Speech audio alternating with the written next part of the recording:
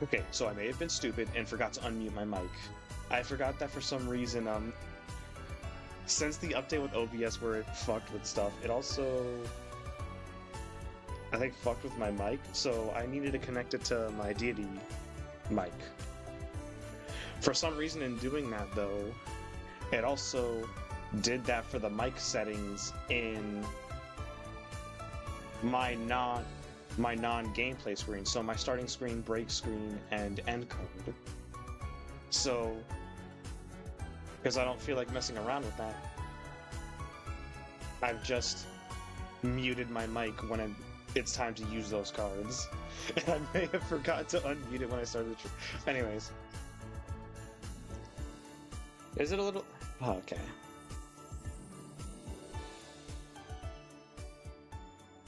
Okay, there, how's that?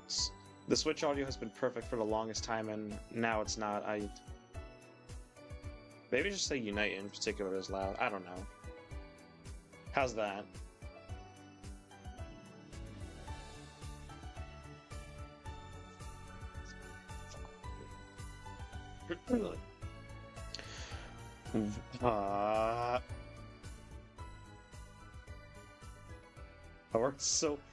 I worked hard for the longest time to get the Switch audio perfect. It was so good. Well, what was I doing again? Okay, let me know. Okay. I wasn't even talking about it. Right. Unite update time. And now it's time to ball in this because I haven't really been talking about it.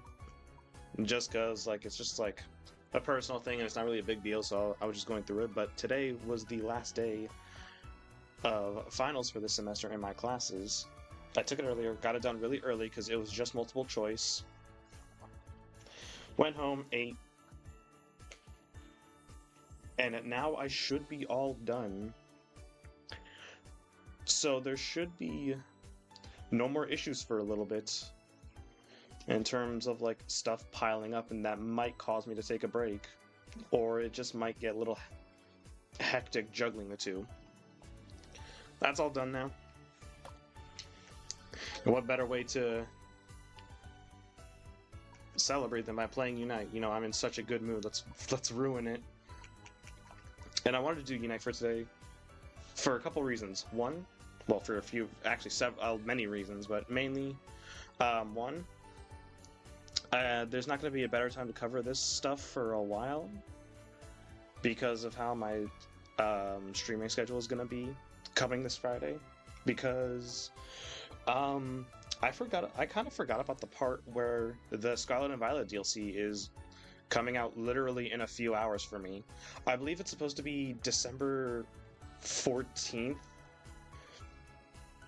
But that usually goes off of UTC time. So midnight the 14th for UTC is like 8 p.m. for me. So yeah, literally right after this stream, the update's gonna be there for me. I'm not gonna cover it. I'm not gonna like start it though, as much as I would like to, because all the stars are coming back, and I want to shiny hunt Blaziken and Emboar, but I can wait though, because similarly to the Teal Mask DLC, when that just came out, what I plan to do is I'm changing around my schedule to just focus purely on that until completion. Now, I don't know what I'm going to exactly classify as completion. Probably not including shiny hunting stuff. Because legendaries are coming back. I think they're not. I think they're going to be shiny huntable. But that's going to take a lot of time. Maybe I'll do like a separate stream one day of trying to shiny hunt a legendary or two. Until then, this Friday, it's just going to be starting the DLC and exclusively streaming that up until completion, essentially binging that, similarly to what I did for the Teal Mask DLC and Tears of the Kingdom when that just came out. So that's kind of one reason why I wanted to cover this stuff today, because there wouldn't really be a better time to cover this stuff in Unite. Some of this stuff might be gone by then even, I think. I'm not sure how long everything I'm going to cover is lasting. But anyways, secondly, I wanted to cover this stuff just because there's a lot to cover. And I think that now is specifically a good time more than anything, because while some of this stuff has been here for a while, so I am a little bit late to the party, now is kind of a good lineup because I have some of the stuff I wanted. For example, the 2 new held items. I did get those, but I didn't have any item enhancers to upgrade them yet. Or at least not enough to get them to at least grade 20. That's all fixed now, and both of them are level 20 now, so I can now more properly show them off. Then there was also the Mewtwo Battle Pass, which just today I made enough progress on to get to tier 100, so I have the tier 3 drip for Mewtwo, both forms. And then I didn't even plan for this part, but apparently there's something else I can cover for today, and when I was checking in this morning to just quickly finish up a few challenges so that I could get Mewtwo for this stream, the Mewtwo like outfit, Panic Parade's back. Yeah, this event, the PvE like tower defense event, that's back, and it's completely reset too. Like none of my stats are here anymore. Like I had literally all of these at level 5. I think the last time this was here, it was during, I believe, the Mewtwo X event. Yes, it was. So that was like months and months ago. Whoa. Absol drip. Wait, all I have to do is complete on expert mode? Ah. Yeah, what the shit? What else can I get here, since you can't get dice? It's just the general stuff. Okay. So yeah, this is back. I guess I could also check this out for a little bit. And on that note, there is quite a bit to look over today. I did want to look over the most recently added Pokemon into this game, which is Meowscarada. I guess I could quickly cover or show off the tier 3 Mewtwo drip for both X and Y. There's the 2 new held items, the Charging Charm and Resonant Shield, which I believe... Where's the held? I'm still not used to this menu. Here it is. I have Delphox favorited, don't mind that. I always have her favorited, especially when I'm not in Master Rank yet, because Delphox is the Pokemon I usually climb with. But yeah, new item Charging Charm and Resonant Guard, my bad. More on these later. And then a couple of the modes that are going on right now that are all, I believe, temporarily timed. There's a returning Panic Parade, which I didn't even plan for this, but I guess since it's here, I might as well look at it for a little bit. It's probably no different than how it was before, and considering last time I already dedicated an entire stream to this game mode, I'm probably not going to spend much time on it. I'm tempted to spend no time on it at all, but like, this game mode was fun, and my points resetted, and I kind of want to get some of those back, so it wouldn't hurt to do like a match or two of this, right? So I guess we look at Panic Parade. We can look at the returning Snowball in Shiver City game mode, which is here. this is the same game mode as it was last Christmas, and I guess I'll explain more into that later. But it's essentially quick play Shiver City, but a little bit different, mainly with how you respawn and the battle items you have access to. More on that a little bit later. I'm not sure what I want to cover first. There's a lot to go over. Actually, you know what? It'd probably be most fitting to talk about, to be honest, probably the most important thing in the stream, which is the new character, Meowscarada. She's a speedster, and I'm pretty sure it is a she. I think El Chico Eevee went into the files, and I'm pretty sure it's female. If not, then I'm going to call it female anyway, because you look at that and tell me that's a guy. It just doesn't feel right to me. So I'm just going to say she. She is a speedster, and is the first, and as of now, only Gen 9 Pokemon in this game, so I'm looking forward to seeing what other ones they add, since Gen 9 Pokemon are now on the board. Hoping they also eventually add Hisuian Pokemon, particularly Sneasler. Stop. Here's the thing, though, about the female Kitty Jack. It's not as simple. It's not as shrimple as buying them with gems the first week and then being able to buy them the coins afterwards. Oh, no. Stop. They decided to make Meowscarada an event. Particularly what you're seeing right now, Meowscarada's Flower Petal Challenge event. You can obtain Meowscarada's Unite license at no cost by completing missions and collecting 100 of each of the 4 colors of petals. So yes, this is an event similarly to events we've seen in the past, like Mewtwo X and Y, Glaceon, Mew, Zacian, I believe, had an event too, to get them for free. And this is the exact same case for Meowscarada, except 2 things. One, the exclusive points you get from this event can't be used to get anything else. Like in the past, what I immediately think of is like the Mewtwo X and Y events. Those had like X and Y points, and yes, it did cost 100 of those points to get Mewtwo, the license for Mewtwo, so you can get them for free if you grind it out enough. But you can also spend those points on other things, like in outfits, a background, I think like general stuff too, like tickets and item enhancers. That's not the case here. You only get these petals, and the only thing you can do with these petals is eventually get Meowscarada. So that kind of sucks, but at the very least, you get stuff from getting petals. And how you get petals in this is by completing challenges. So you can see here, share Meowscarada's Flower Petal Challenge 1 time. I'm not doing that, so you can see that this challenge isn't done. But if I were to scroll down, you can see challenges that are done. Log in. These get me a certain amount of petals in this specific category, so these get me white petals, and they also get me rewards individually too, like tickets here. Each colored petal revolves around different types of challenges. So for the white petals, they revolve around logging into the game. For the yellow petals, what were these? These are based on playing a specific role, so supporter or defender, and then also getting assists. The pink petals, I always call them red petals, fuck.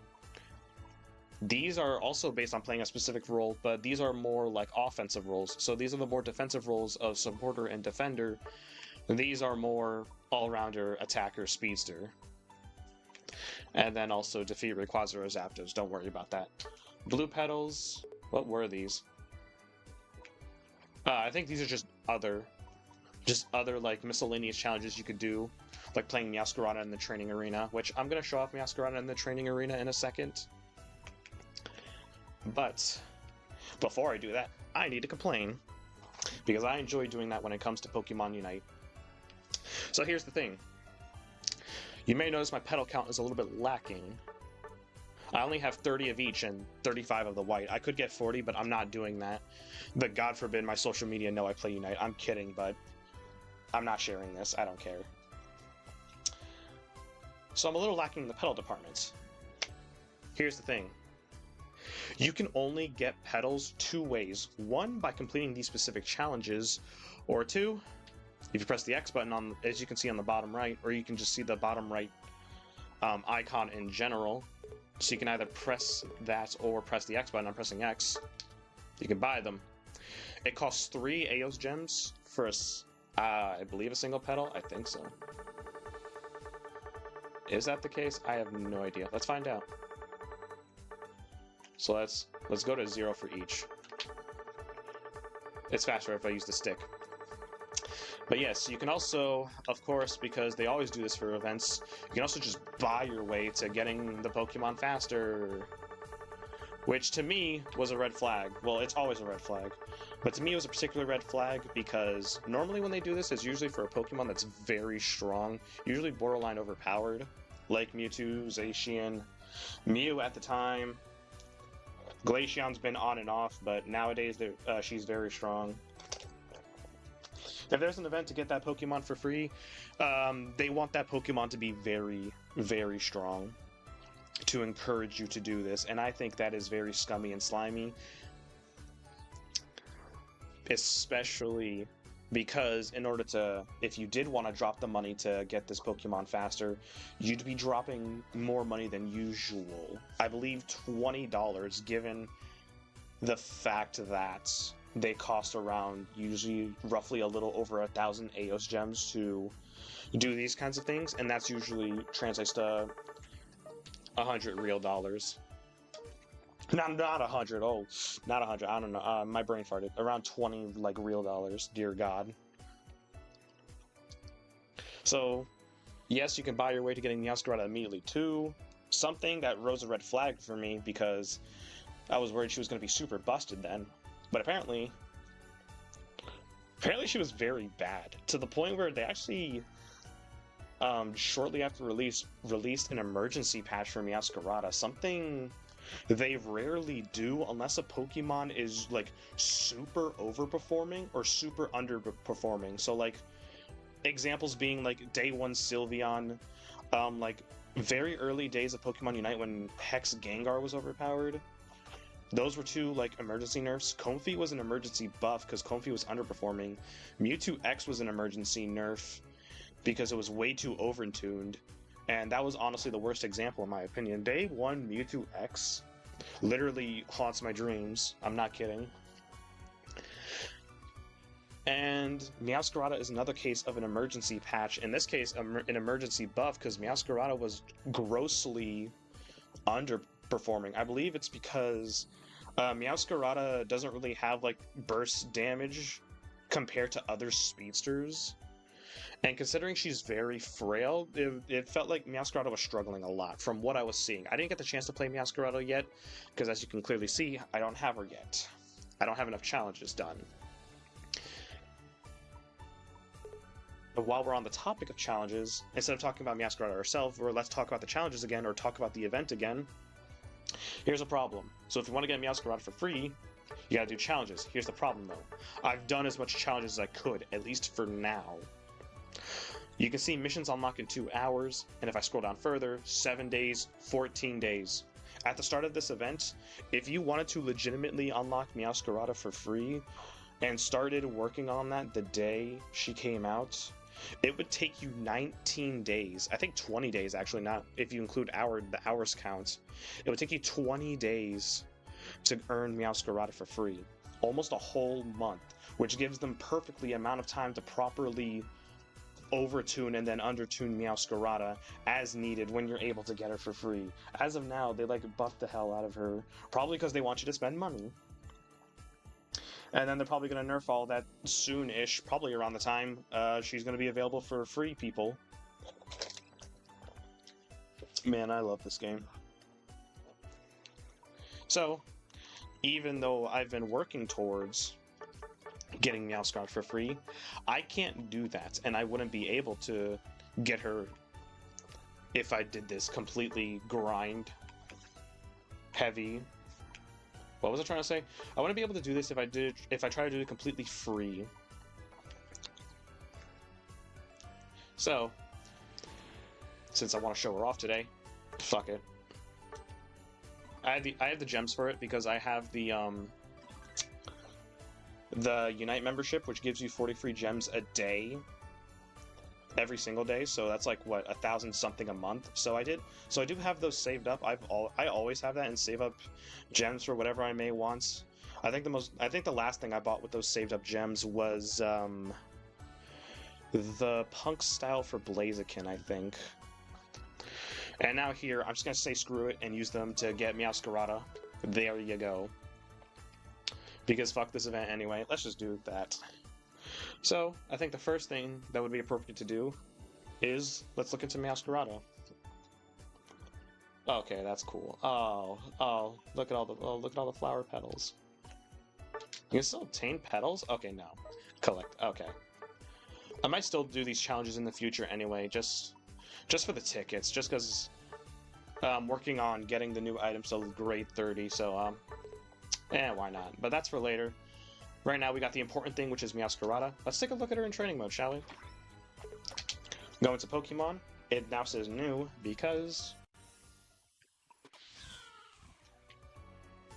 Meowscarada, and I'm not getting this. This would cost more, and I'm not in the mood for that. Maybe if they give Meowscarada like a really good tier 3 drip in the future, because I do really like Meowscarada. Even though I'm more of a Skeletor's fan. Because of course I am. So yeah. So before anything else, why don't we look into the descriptions of her moves, basic attacks and stuff, because I've actually never done that. I've seen Meowscarada gameplay, so I have an idea of what the moves are, but I've actually never really looked into everything they can do, or like the descriptions of them. So I'm kind of going to be learning this while you guys learn with me, assuming you haven't touched Meowscarada either. If you have, I guess don't spoil me. I don't know. I don't care, actually. To go spoil away.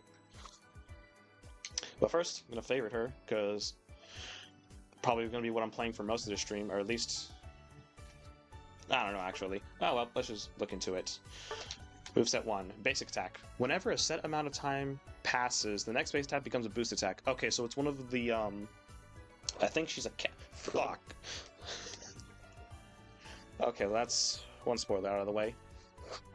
Okay, so her basic attack is similarly to someone like Mr. Mime or Blissey or Leafeon or Espeon, a bar basic attack, which means like how it works is that there's a bar under their health bar that slowly fills up over time, and when that's full, they get a boosted attack. Some characters get other things out of it, like Leafeon, but we don't care about that right now. This is about Meowscarada. Boosted attacks have the user leap at the opposing Pokemon and deal additional damage. Okay, so just more damage. Neat. Next is the passive, Overgrow. After the Pokemon takes damage that reduces it to half its max HP or less, it disappears into leaves for a short time. For a short time after that, the Pokemon's movement speed and damage dealt increases, and each time the Pokemon deals damage to opposing Pokemon, it recovers HP. This ability goes on cooldown after... So let me get this straight. When someone knocks you below half health, you turn invisible, you get a movement speed buff, a damage buff, and you heal. Holy shit. That sounds overpowered, but who knows? Maybe it's underperformed. Because Meowscarada was underperformed before, but they did also release that emergency patch, which like buffed borderline everything about Meowscarada, so who knows? Maybe this is overpowered now. Probably is. Now let's look into the moves themselves. 1 second. Had to clear my throat there. Alright. First moveset, Leafage. Has the user shoot out leaves that deal damage to opposing Pokemon they hit and decrease their movement speed. Okay. So that's usually the case with early level moves. They usually just exist there to deal damage and maybe cause a minor debuff or buff.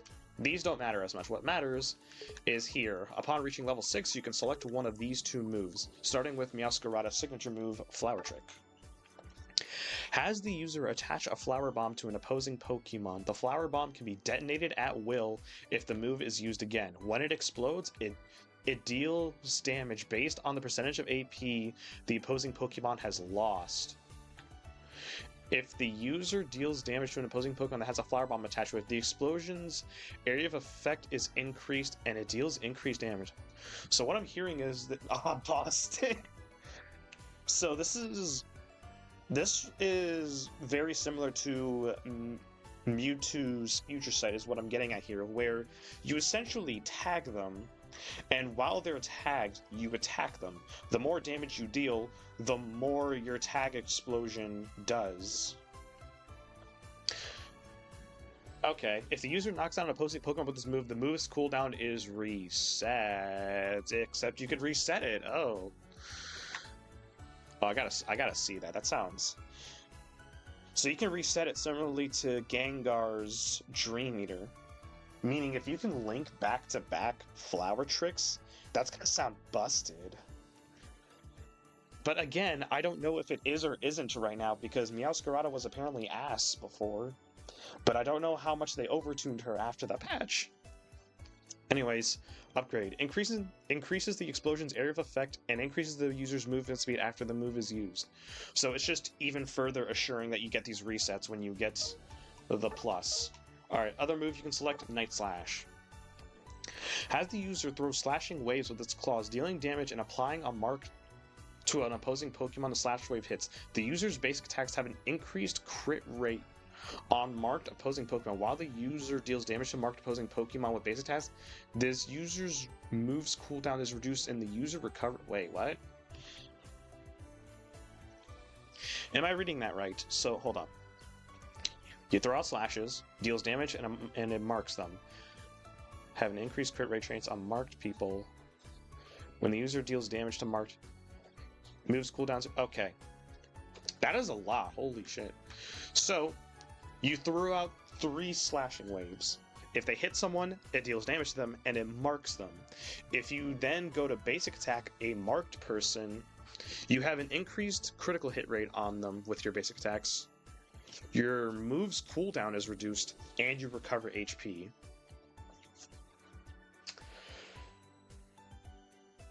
Huh. Okay, now on to the other moveset, the more I guess supportive moves. That's usually the case with like Pokemon builds, not or moveset builds, I mean. First, Hone Claws. Has the user sharpen its claws while moving, increases the speed and damage of its next 3 basic attacks. Okay, that's very simple, very shrimple. And then Double Team, which is supposed to go with Flower Trick. Has the user create an illusionary copy of itself while this one I've seen before. This one is funny. Has the user create an illusionary copy of itself while dashing in order to be funny.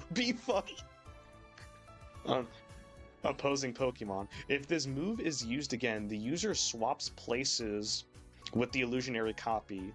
When the swap happens, or when the illusionary copy drops to 0, flower petals are scattered around, dealing damage to opposing Pokemon and leaving them unable to act for a short time.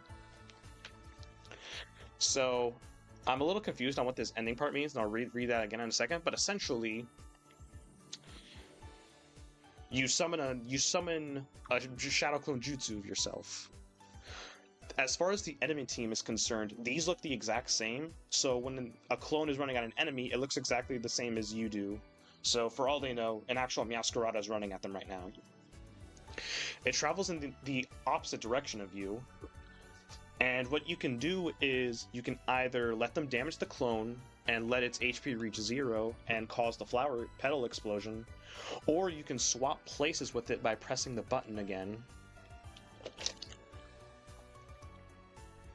And when you do that, the petal thing also happens. I'm not sure, I'm gonna have to test that in training mode. I'm not sure where the petal explosion happens when you do the switch. If it happens where you are now, or it happens where your clone is now. I'm not sure about that. I'll look into that though. But that's... Damn, it stuns them too. But anyways. Upgrade increases the time that the illusionary copy remains before disappearing, and decreases the damage taken by the illusionary copy. So basically, it lasts longer. And then for the other move, that's meant to go with Night Slash Trailblaze. Has the user leap to the designated location, dealing damage to opposing Pokemon it hits, and leaving them paralyzed, just like that? I'm gonna have to test that, the fuck? 2 kitty, yes, there's two kitties. So there's been a second kitty. Oh, hold up, you distracted me, Jack. If the user hits opposing Pokemon with this move, its basic attack speed and movement speed increase for... Oh my god, I just realized. Stop! Just stop speaking words. I'm getting distracted. So what I'm getting at is, if you Trailblaze first, and then Night Slash them, first off you paralyze them, and then with Night Slash you mark them. And because of both of these moves, because of... I dropped my controller. No!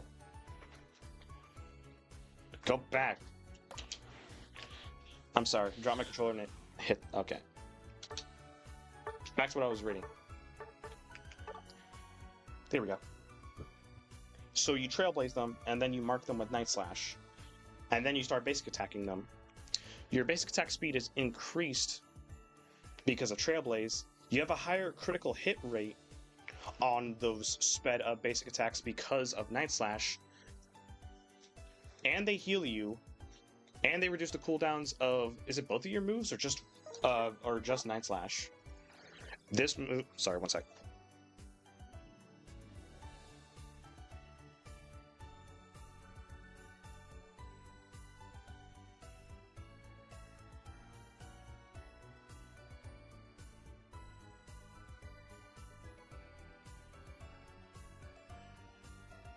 Okay, hopefully you can't hear that. I'm sorry. Hopefully you can't hear that. Anyways, let me see here. Basic attacks, this move's cooldown is reduced. Okay, so it's only reducing the cooldown, specifically Night Slash. That's still, like, strong, though. And what else will I see? If the user knocks out an opposing oh my god. Oh my god, I didn't even read the rest of it. Oh my god, oh my god. Okay, so... When the user is in tall grass, his move's range is increased. If the user knocks out an opposing Pokemon or makes an assist... Even makes an assist? What? So you don't even have the same issue as Gengar, where if you steal his kill, he loses his reset. Meowscarada doesn't even have that problem. Is that the same case with Night Slash? Not with Night Slash, Flower Trick. If the user knocks out an opposing Pokemon... Okay, no, it doesn't specify, so I think with Flower Trick, you still have that issue. If someone steals your kill, you don't get the reset. But, like, the cooldown is only 5 seconds anyway, so... Damn. On paper, Meowscarada just sounds like a better Gengar in that regard. Gengar... Bleh. Okay, anyways. Well, it's not right. Okay. And then it grants a shield when this moves. Oh my god, I feel like this is the better moveset. So what I feel like the plan is, or what the combo is you hide in a bush. Not only are you hidden so you can surprise them, but you get that range increase. When an opponent gets close, preferably a squishy like an attacker or another speedster, you Trailblaze them first, paralyze them, then you Night Slash them, and then you start basic attacking. Not only did you deal some damage already, but you paralyzed them to set this up too. And now for your basic attacks, you basic attack faster, they have a higher crit rate, they reduce the cooldown of your Night Slash so you might get it up again, and it heals you. So while you're fighting, you can sustain just a little bit longer. And then if you manage to kill them, it resets Trailblaze so you can do this again. And also, if you're upgraded, if you have the upgraded version, so if you have Trailblaze Plus, it grants you a shield when you do this, so you can sustain yourself even more during this, because Meowscarada's a speedster, so she's frail as hell. This definitely sounds like the more meta moveset, which sucks because I always like using the moveset, or just in general using the Pokemon's signature move. With Delphox, my main movesets is Mystical Fire, Flame Charge. With Cinderace, even though I do still use a lot of Blaze Kick Flame Charge, I also like to do a decent amount of Pyro Ball Flame Charge. With Greninja, I sometimes like to do Water Shuriken. With Inteleon, I sometimes like to do Snipe Shot, although it's a bit harder when Liquidation is so OP still. With Decidueye, I like Spirit Shackle, and it's nice that that move is meta, even though I don't like dealing with other Decidueyes. What other signature moves? I don't know, but point is, I like using a Pokemon signature move because I like Pokemon having identities. So it kind of sucks that, at least on paper from what I'm reading right now, the other moveset is the more meta one compared to Flower Trick. But we'll see, though. Maybe I can make Flower Trick work. Because that sounds decent, too. It just sounds weirder. So, like, what's the game plan here? You schmix them up with Double Team? Okay, here's what I'm thinking. You Double Team, trick them into using their cooldowns, and then switch your clone to Meowscarada, tag them with Flower Trick, start basic attacking them, and then let the Flower Trick go off because all they can attack you now with is basic attacks. You get a bigger explosion from Flower Trick, ideally that kills, and then you get the reset off of that, and you can hopefully do that again to someone else. I don't know.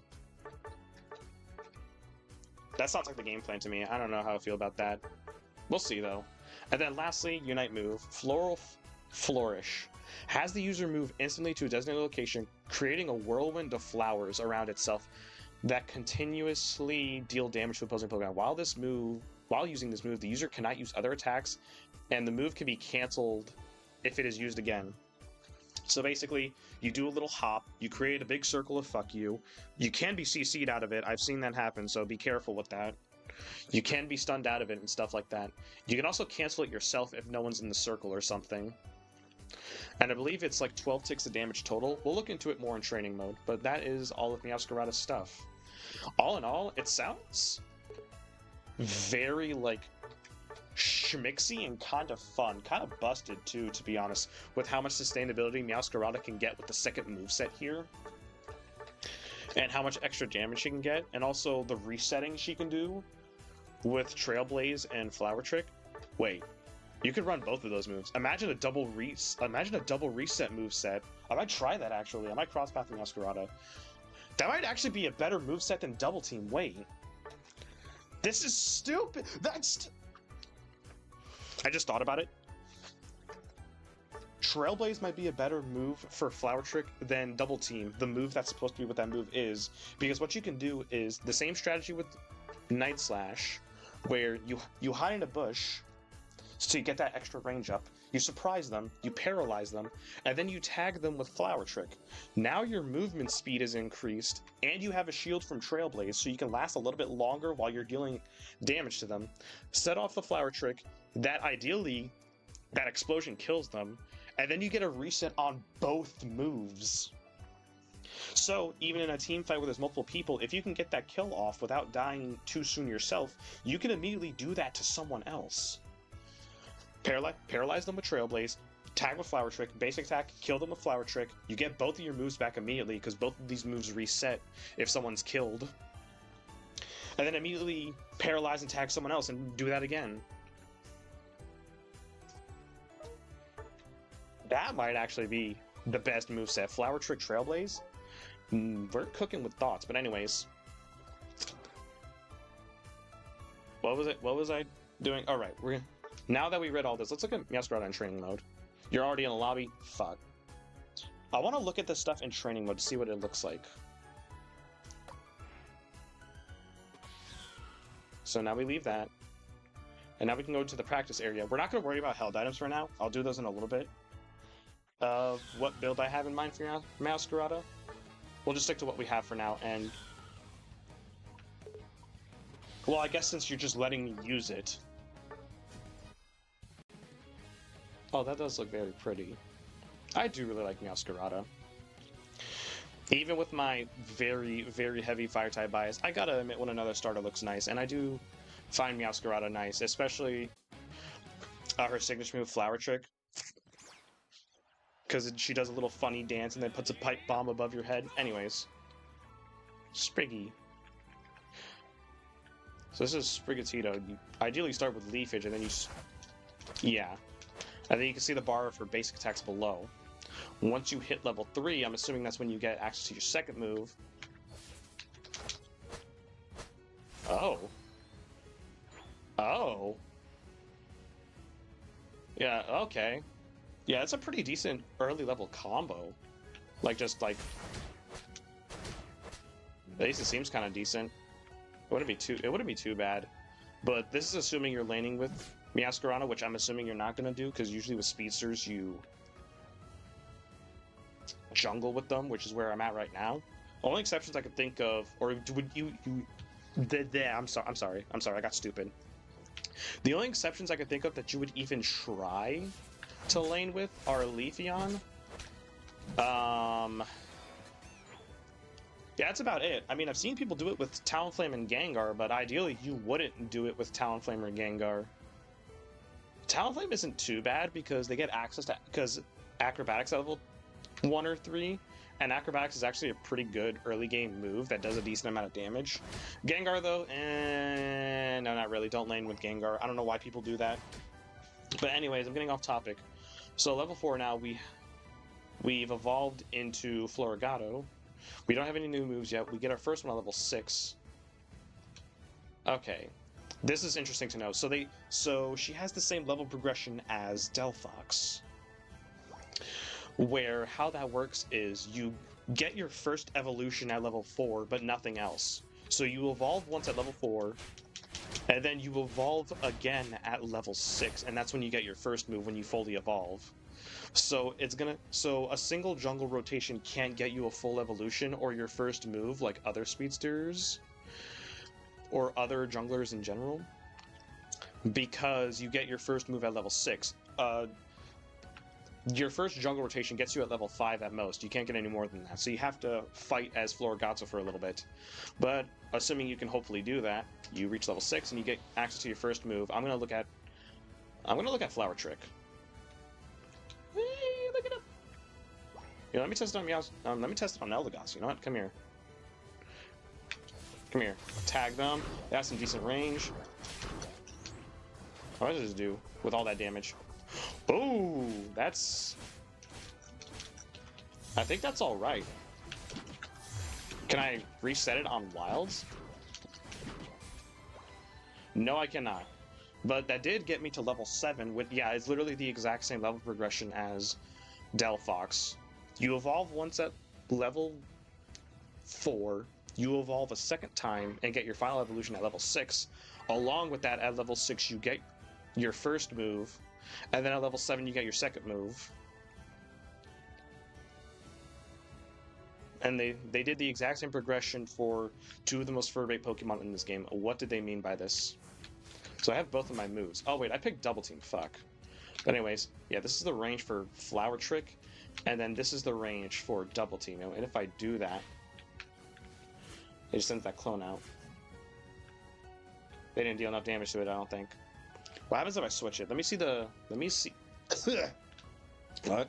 Let me see the pedals when I switch. Boom. Oh! Is it too much to ask for both? Okay.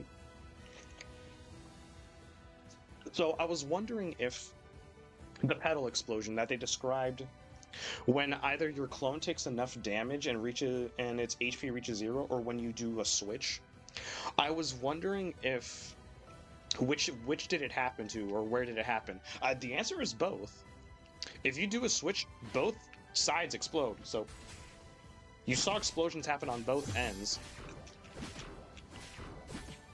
And unfortunately, you can't reset off the wilds. Makes sense. You can't do that with Gengar either, or other resetting moves like what's another move that resets when you specifically get a kill? I can't immediately think of one. I'm sure there is one. Hold on, I need to think. Oh, no, never mind. The only ones I can think of are moves that get their cooldown reduced if you hit them, not completely reset if you kill them. So stuff like Gardevoir Future Sight or Delphox Mystical Fire, specifically Mystical Fire Plus, you just get move cooldowns, not complete reset. Complete resets, I don't think, I can't immediately think of, but anyways. So the explosion happens to both, so you could do this, bait out their cooldowns, stun them, tag them, and do that. Interesting. And then if I get the plus versions of both, I can do that better, because with the plus, my Flower Trick does more damage, I think, and then my clone lasts longer for double team. Alright. Now let's check out the other moves, because training mode a while ago added this nifty thing where you can reset your level. So now we can see the other moveset. Immediately go to level 7. We can see Night Slash and Trailblaze. So, yeah. Here's the range now. Oh my god. That is a significant range move. Look at that. Oh my god, what the fuck? That is such a significant boost in range. And that's so helpful. That's so helpful too, because speedsters like to hide in bushes. To help, you know, surprise someone and secure a kill. Look at how much range you... Oh. Look at how much more range you get. So you get that extra range. And then Trailblaze. Boom, they're paralyzed. Oh, paralyzed doesn't stun them. The fuck does it do then? Does it just slow them down? That actually would make sense. Hold up. Eldegoss, where are you? I need to paralyze you. This sounds funny without context, but anyways. Oh my god, look at how much range this has. Look at how much I could surprise them. Boom. Oh, that was not a surprise. Oh my god, how'd you reach level 11? Oh, probably because you've been grinding this whole time and I just reset my level. So, paralyze. Oh my god. Oh my god! The game plan! And then, Trailblaze reset. Oh my god, look at how fast you attack after Trailblaze. Oh my god, this is the game plan. I feel like this is the meta moveset, but I need to check out the cross path in a second. First, check out the Unite move. This is the range of it. Not much, but when you use it... Yeah, you can be stunned out of it, see? So I was kind of wrong. I thought it stopped your move entirely, but it just stops your movement.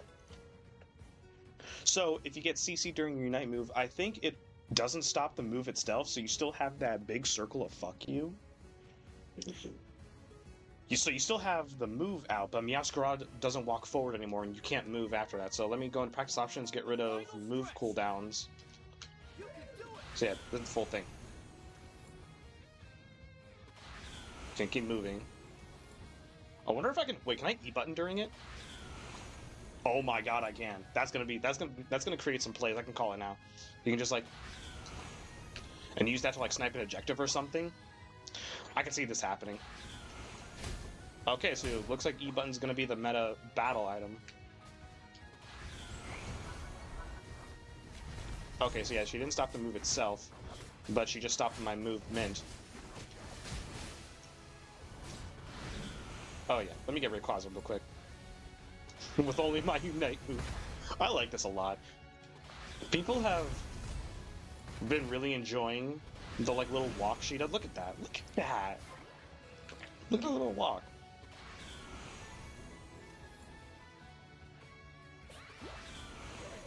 Oh, this is funny. Okay, let me dunk points really quick. With no cooldown. No cooldown on the E button, so I could just... Okay, I need to stop goofing around. Okay, so let me reset. I'm gonna have to leave the battle, unfortunately, because you can't reset the timer. Reminds me of a fella that goes on moonlit walks. Oh, and I won. Fuck you, Eldegoss. Oh, I accidentally like bumped the table, the small table my mic was holding. Anyways, so let's boot up training mode again, and let's look at if you cross path.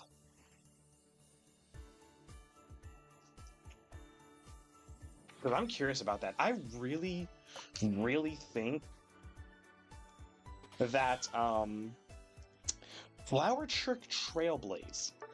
I think that's probably not the best moveset, maybe not the most meta. Night Slash does seem really strong.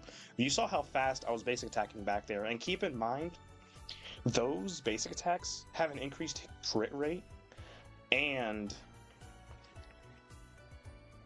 heal me, and Trailblaze gives me a shield. So there's also sustainability going on in there to keep me alive, to keep basic attacking. Well, let's go back to the training area. I want to try the cross pathings, how those look. I'll use the suit again. Why not? I don't have the actual suit, and I'm not going to buy it, so might as well show this off too while I can. You can buy this if you want, which, like, I would say don't, but I can't blame you if you do. If you really like Meowscarada and you're a weak man and want to see Meowscarada in a cool outfit. I know I'm weak when it comes to putting my favorite Pokemon in cool outfits. I did give them my gems for Punk-style Blaziken. But anyways, let's get ourselves to level 7 immediately, because we looked at everything else. Let's see what the Flower Trick Trailblaze looks like. So if you just, like, do that, tag them. Oh my god. That boost to your basic attack speed is just letting you do more damage. So let me get Eldegoss. Let me get Eldegoss to roughly the same level as me.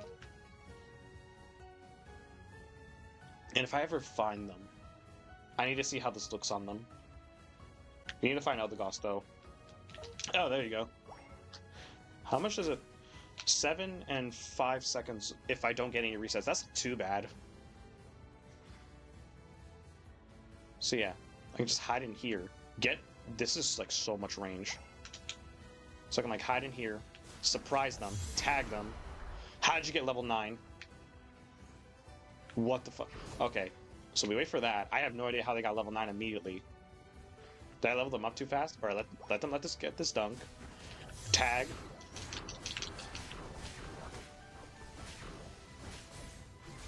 Holy... Wait. Okay. So, that didn't look too good.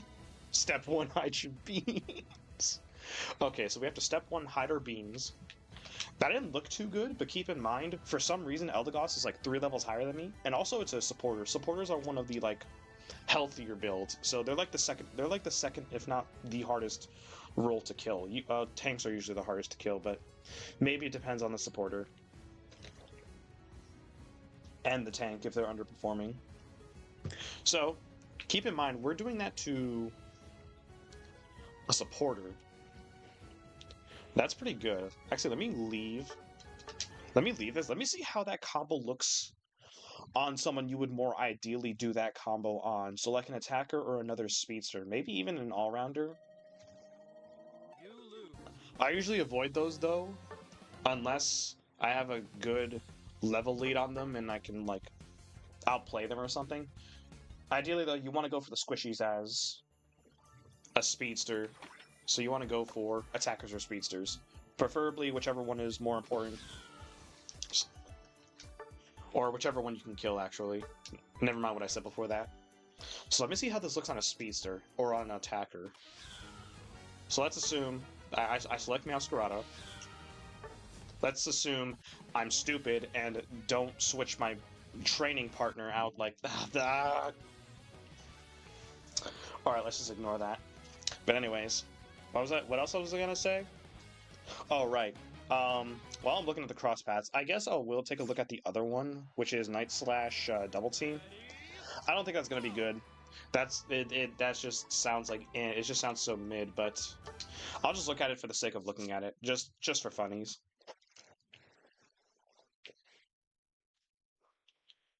Ignore that. We'll call this a draw, Eldegoss. I tip my hat to you. One grass type to another. Alright, so just ignore that. I have to go on stupid for a moment and remember to actually switch out my training partner to an attacker. So let's set up this hypothetical here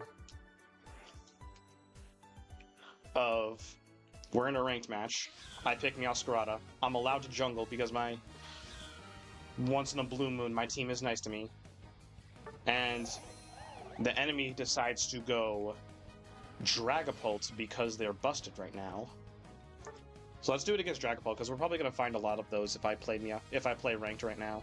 Which like I'll probably do like a ranked match, maybe. I don't know. There's so much to look at right now, so who knows? What matters more is just like looking at Meowscarada and learning Meowscarada right now, and also checking out the other modes and other things in a bit. Right now, like we're dedicating this big chunk to Meowscarada. Okay, so we have him. We're gonna go into our settings. We're gonna immediately raise ourselves to level 7. That should be 5, 6. We'll just put them at level 6. We'll say we got a little bit of a level lead. Select these 2 moves, and now I just need to find them. Let me do no cooldowns for now, actually, just so I can find them faster. No move cooldown, so I can just. All right, where are you, buddy? Top lane? I'll find them eventually. This is so stupid. Ah, well. Let me guess. Spring cleaning. Alright, let me get rid of my cooldowns. Alright, stun them, tag them. Oh my god. Oh my god, my passive procced? Okay. I wanted to wait for it to do it automatically, but oh my god, you saw that. Yeah, this is way better on attackers. So if you surprise a squishy, you can just shred their health with the attack speed buff of Trailblaze. You get their health low enough, and then just activate Flower Trick yourself. Let me try that, activating Flower Trick myself, because right there I let it do it automatically, and it kind of took a bit. Flower Trick has a longer timer than I was expecting. Where are you? Bruh. Don't you run from me. Come here. Ooh, you want my stuff so badly. Ooh! Yeah, see, there I activated it myself. Oh my god. Yeah, I could see this moveset being very strong. And look at that, I have both moves again. Because I killed him, and killing him or getting an assist on him resets Trailblaze, and then getting a kill on him with Flower Trick resets Flower Trick.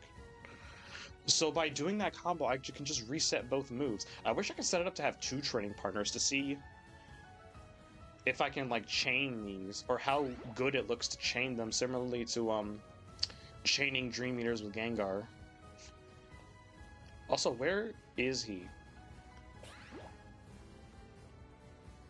I will do this again. What the fuck are you? I need you to be my training dummy. I'll get myself a level up by accident. Ignore that. Let me see here. Okay.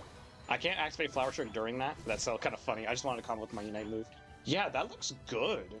That looks like a pretty solid combo. I can't wait to try that in an actual match. Just for shits and giggles, though. Let's see how the other moveset looks. The other cross path, I mean. So, Night Slash, Double Team. So what's like... What would I do here? So I'll, like, do that, maybe? Stun them, and then that? I mean, I guess.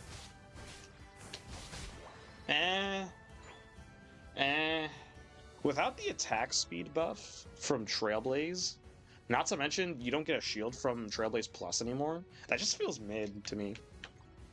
Like, I feel like this is more ideal with Flower Trick, which I guess is supposed to be the point. This is supposed to be the move that goes with that, so like, let's do that. He attacks my clone. We switch them out. I guess that. We do that. You can also use it mid-battle, I guess. Yeah, I don't know how I feel about that. I think that's about it, though. Let's leave. I think that's a good look over of Meowscarada. Overall, I think that'll be fun. If Meowscarada is at a more balanced place now, which I have no idea. Because this game's balancing is so bad. So, she's either, like, still dog water useless, or is gonna reshape the meta. There is literally no in-between with Pokemon in this game. So who knows how Meowscarada is gonna do in an actual match. That's an overview of Meowscarada. So, let's say we look into the build we're gonna be using for her in, say, matches. Well, I looked into it right before this just to see like what people thought of or what would be good for Meowscarada and like Unite DB and stuff. I saw a couple of things, but there was one particular build I saw from a couple of people, so this might be one of the better ones. And that build was this.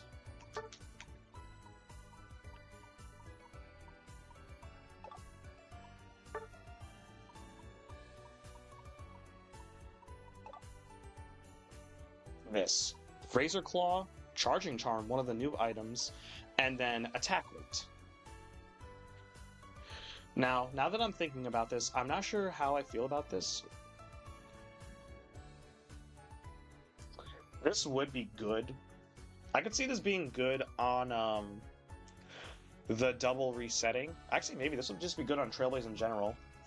Basically, run Razor Claw if you're running Trailblaze, because with the continuous reset of Trailblaze, you get that additional damage, increased crit rate even further, so this would be good with Night/2. And because Meowscarada's melee, what happens is, as you can see in this description here, when this item is held by a melee Pokemon, this additional damage also decreases the movement speed. So, after you Trailblaze them, you can proc Razor Claw, getting additional damage on your next basic attack, as well as slowing their movement speed down, which I think would be quite helpful for Meowscarada, I guess. It always helps with a melee Pokemon, because, you know, you're melee, so you want to be close to them. You want them to be close to you. So decreasing their movement speed in that regard is good. Charging Charm? Interesting. I'm not sure how I feel about that. I guess we'll see, though. Maybe, all the I'm assuming this build is specifically for Night/Razor Trailblaze, or at least for Trailblaze because of all the extra basic attacks you're going to be doing. This is just good in general, but Charging Charm, man, when the game wants to be close to... Shut up, Jack. He's a big fan of Meowscarada, don't mind him. What was I talking about? Right, attack weight. Yeah, that's just good in general for speedsters. Stack with them, your moves deal more damage because you got your stacks. Yeah, that's just good. This is like always an essential item on physical attacker speedsters. Zoroark, Leafeon, Talonflame, and now Meowscarada. There you go. Which, like, can I say it throws me off that Meowscarada goes off a physical attack? This applies to the actual game too. Because, like, Meowscarada is supposed to be a magician. They do, like, little flower tricks, and they put a bomb above your head. That's not really physical. But, like, Meowscarada counts as physical. I guess, like, cats have claws and shit, so, like, that's pretty physical, but... Meowscarada always struck me as, like, a more mage aesthetic than a cat one, so... Does it throw anyone else off that she goes off a physical attack and not special? I think, yeah, well, yeah, you would like it, but I'm just talking about, like, logistically here. Of course you would like that. I'm just talking about logistically here. Jokes aside, it's odd. Yeah, I don't know, though. But, yeah, Meowscarada goes off physical attack, so... Yeah, you want to stack physically. I don't know how I feel about this build, because I do plan to also try... Double Team and Flower Trick, which I feel like this wouldn't be good for that. Unless I can reset with Flower Trick, which, like, actually, this might actually be kind of good with that. Because I could Double Team, try and switch in basic attack almost immediately to proc Razor Claw once. Tag them with Flower Trick, and then basic attack again to proc it a second time. And that slows their movement speed down and does additional damage, which that additional damage I'm assuming is also going towards Flower Trick's damage. So I can see that working. Charging Charm, I guess I could just see that working in general because of how the charm works, and I'll go more into that later. And then I already went on a rant about attack weight. Yeah, it's always ideal on speedsters. Your stuff does more damage. As a speedster, you like doing damage. So yeah, I actually think I do like this build.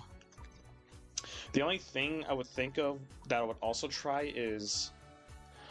I think I would consider Float Stone on Meowscarada, and that sounds like heresy to my mouth, because I normally never use Float Stone. I don't use it on anyone. Even Pokemon it would be good on, like Talonflame or Leafeon.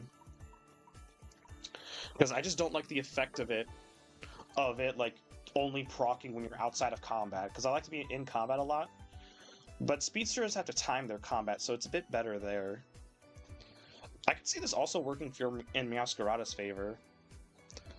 You get that movement speed up outside of battle, so you can rotate faster, whether that be back to your jungle or to the other lane, since speedsters have to go around a lot instead of sticking to a lane. You still get an physical attack buff to some extent, and it can help you do stuff like I said, rotate faster or get in a bush faster to hide, to set up your trailblaze, or to maybe throw out a double team and make them think you ran out of the bush, and then make them waste their moves like an idiot, switch your clone, stun them with the Petal Burst, and then tag them. So yeah, I can see Floatstone being good. What else? Maybe, actually, I can see Curse Bangle being good, because what this does is it nerfs their healing. When attack-based damage is dealt to opposing Pokemon, their HP recovery effect is weakened by 30%. I could see that being pretty good on, particularly Night Slash, actually both movesets now that I think about it, because Meowscarada isn't about, like, one-shot killing with either moveset. Meowscarada is about, like, shredding them to some extent, whether that be shredding them with basic attacks so that the burst of Flower Trick does more damage, or just shredding them with basic attacks in general because you mark to them with Night Slash. So no matter what, as Meowscarada, you're not going to kill them immediately, and I think because of that, Curse Bangle wouldn't be a terrible consideration, so that they can't heal while you do that, especially if you want to target them inside their goal zone or something, or maybe target a support, or just target someone who has healing capabilities, like particular all-rounder, like, I don't know, Garchomp. So Curse Bangle I can also see being good. Rapid Fire Scarf I could see being good, because Meowscarada's extra damage is all about her basic attack, so Rapid Fire Scarf I could also see being really good. Let's see, what else? Energy Amp maybe, to do more damage with her Unite move, if you want to be about that lifestyle, and maybe also get it back faster. I'm not sure how fast she gets it back. I didn't really look into that when in training mode. I was just looking at the move specifically. But if her Unite move ends up being good for team fights or for, like, securing objectives, maybe you could do Energy Amp. Focus Band is always a good one, especially for speedsters. Keep them alive a little bit. What else? Scope Lens would be good, because Meowscarada is about critting with the Night Slash moveset, so you get even more crits and more damage on those crits. I'm surprised they actually didn't go with this, and they went with Razor Claw instead. Huh. I guess they really wanted the movement speed debuff. I don't know, though. I might actually switch that out for Scope Lens. Muscle Band is always a good... Why didn't I consider this either? I did see another build. The other build I saw for Meowscarada, it had a Scope Lens, Muscle Band, and something else. I forgot what the third item was.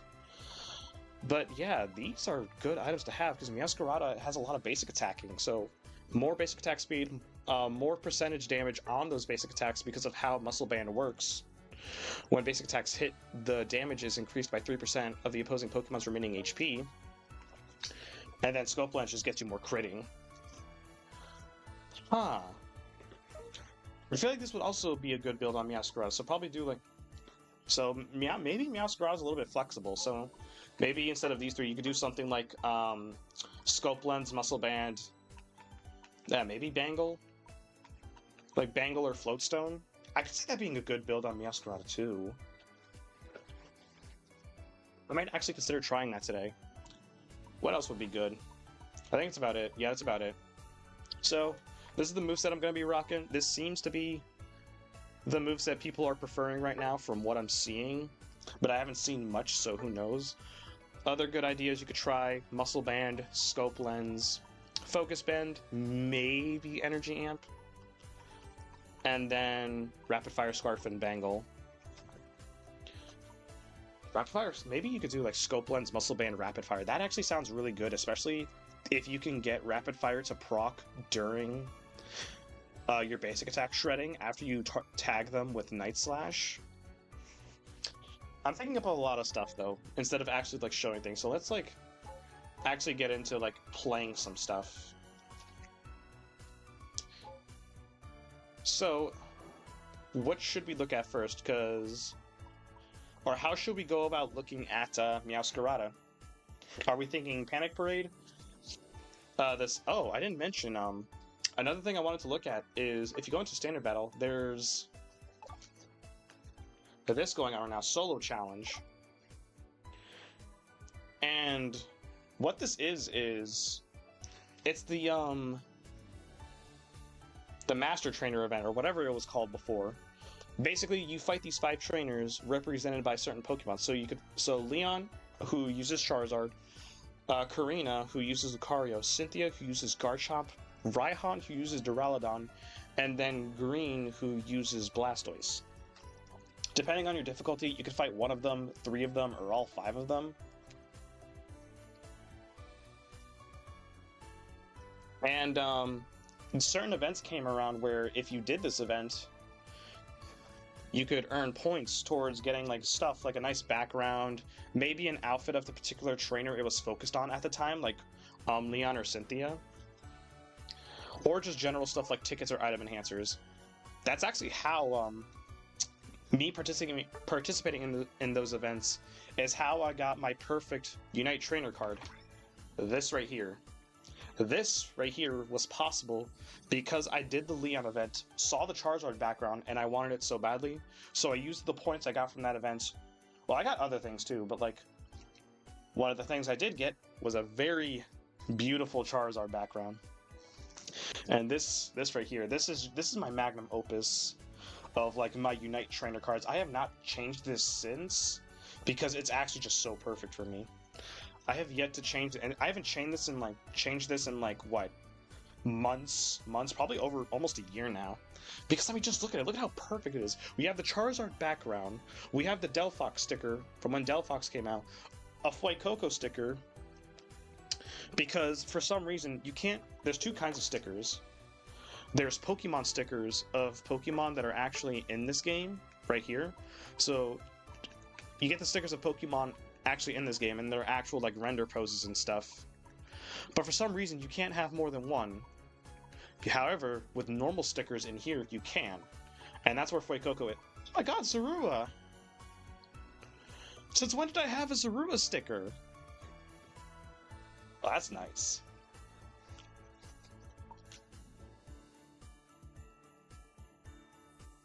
I'm gonna put them on my head for now. Anyways, normal stickers don't have this restriction. You can have up to 3 of these, and one of them, where the hell is he, is Fuecoco. Because when Scarlet and Violet first came out, Pokemon Unite did a sort of celebration of that, where if you did have like save data of Scarlet or Violet on your Switch, you could get special stuff in Unite, such as trainer outfits for your trainer that are based on the school uniforms. And then there was just other neat things like stickers of the 3 starters. So I could also like take here, put Sprigatito next to Fuecoco, make them best buddies. Except she's being set on fire by Charizard's mouth. I'm sorry. What was I doing? Right. Unfortunately, though, Pokemon stickers, I can't, for some reason, they're restricted, so I can only have 1 at a time. So if I wanted to say add Blaziken here, because I love Blaziken, and Blaziken is my main all-rounder now.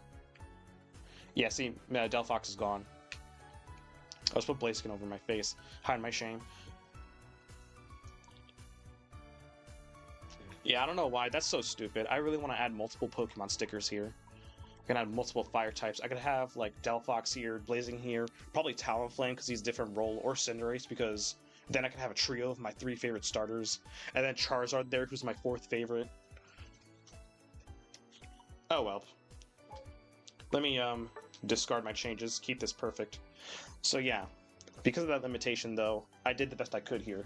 So we have the beautiful Charizard background from the Leon event, my Delphox sticker, because, you know, obviously I'm a Delphox main, no shit, my favorite Pokemon, I love fire types and I love Delphox.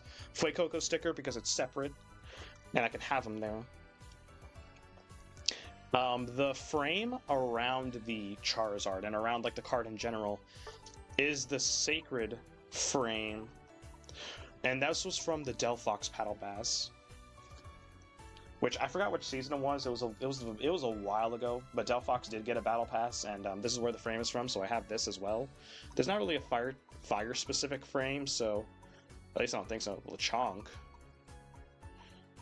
Yeah, there's a lot of cool frames here, but nothing specifically fire related. So I just went with this one instead because Delphox. And speaking of Delphox, that should be the frame I have around my trainer icon.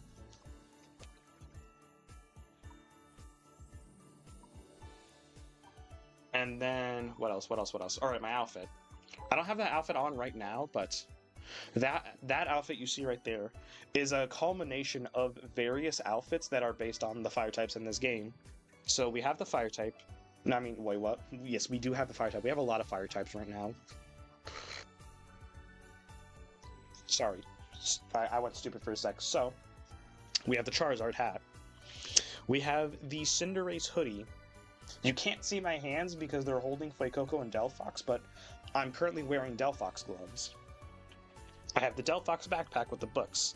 I have the Talonflame pants and boots because those are together and I can't separate those. You can't see them on my trainer with this outfit, but I also have Cinderace socks on. So I just try to put together as many fire types as I could with that outfit, and I just think that makes this even better. I don't have the outfit on right now though, since I just completed the battle pass. And, well, and I got the Dark Lord outfit, so I thought about wearing that for a bit, because this is a really cool outfit, and this is a really cool battle pass in general, but man, I hate Team... They are just pampering, babying Mewtwo, treating them like they're absolute, like, child right now. And it's because, and I know, like, Mewtwo is their, like, I just know Mewtwo is, like, their little precious baby who made them so much money. And you can even see the example of it here. You can see, like, a bunch of, like, sales going on right now of, like, various combinations of outfits and Unite licenses, or just outfit, like, packs. You can see they're on discounts. So yeah, this ends in 80 days, ends in 10 days, ends in 10 days. And then there's the 2 for Mewtwo.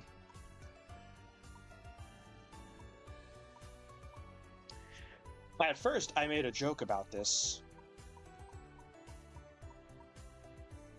because, well, I mean, just look at it. So I thought it was like a mistake, and I poked fun at that mistake saying, damn, I gotta cop these real quick. No, these stayed here. This isn't a mistake. They actually went and gave these outfits a discount for 2,330 days. How many years is that? Hold up. I need to get my calculator. Hold up. Grab my phone. It's done charging. I need to do some math here. How many years is that? That's like, what, 6+ years? Divide that by 365. 6.4. These outfits are on discount for almost 6.5 years. And only the 2 Mewtwo packs have this discount for some reason.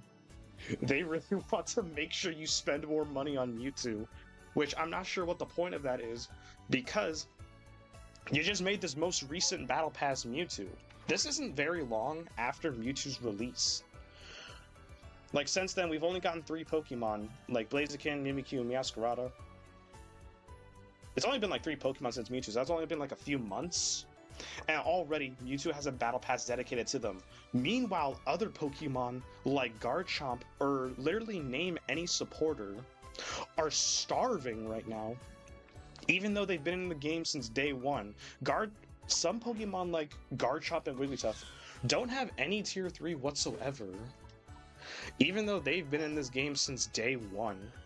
Wait, I think Garchomp finally got one, actually. So, let me take that back. But Garchomp still doesn't have, like, a specific battle pass for them. This is one you have to buy. Mewtwo has only been out for a few months, and already, they give him an outfit. And this is right after the previous season, which was Inteleon, another very new Pokemon that got them a lot of money, because he was overpowered. But Jesus. But yes, so... the battle passes for Mewtwo this time. So we have the Dark Lord outfit for the trainer, and then we have these 2 outfits for both Mewtwo X and Mewtwo Y that you get at tiers 99 and 100. On top of the fact that he got this battle pass so soon, look at this.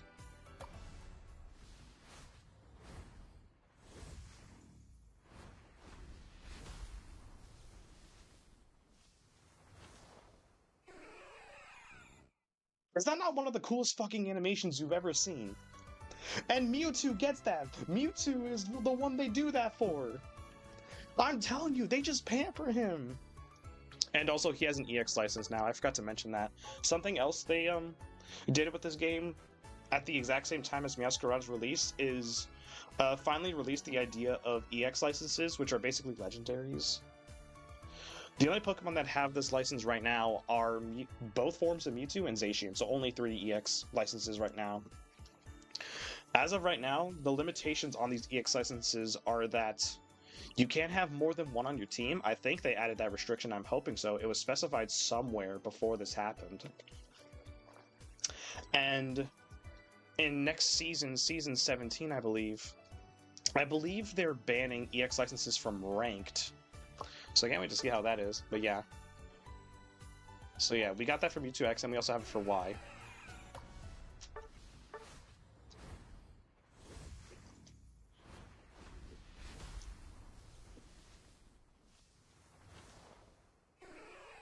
God damn, people, I hate this. This is actually one of the coolest animations for a tier 3 drip I've seen yet. The only thing I can think of that beats this is Buzzwole, but that's because Buzzwole is peak. Nothing can beat Buzzwole's. Hold on, let me get to his.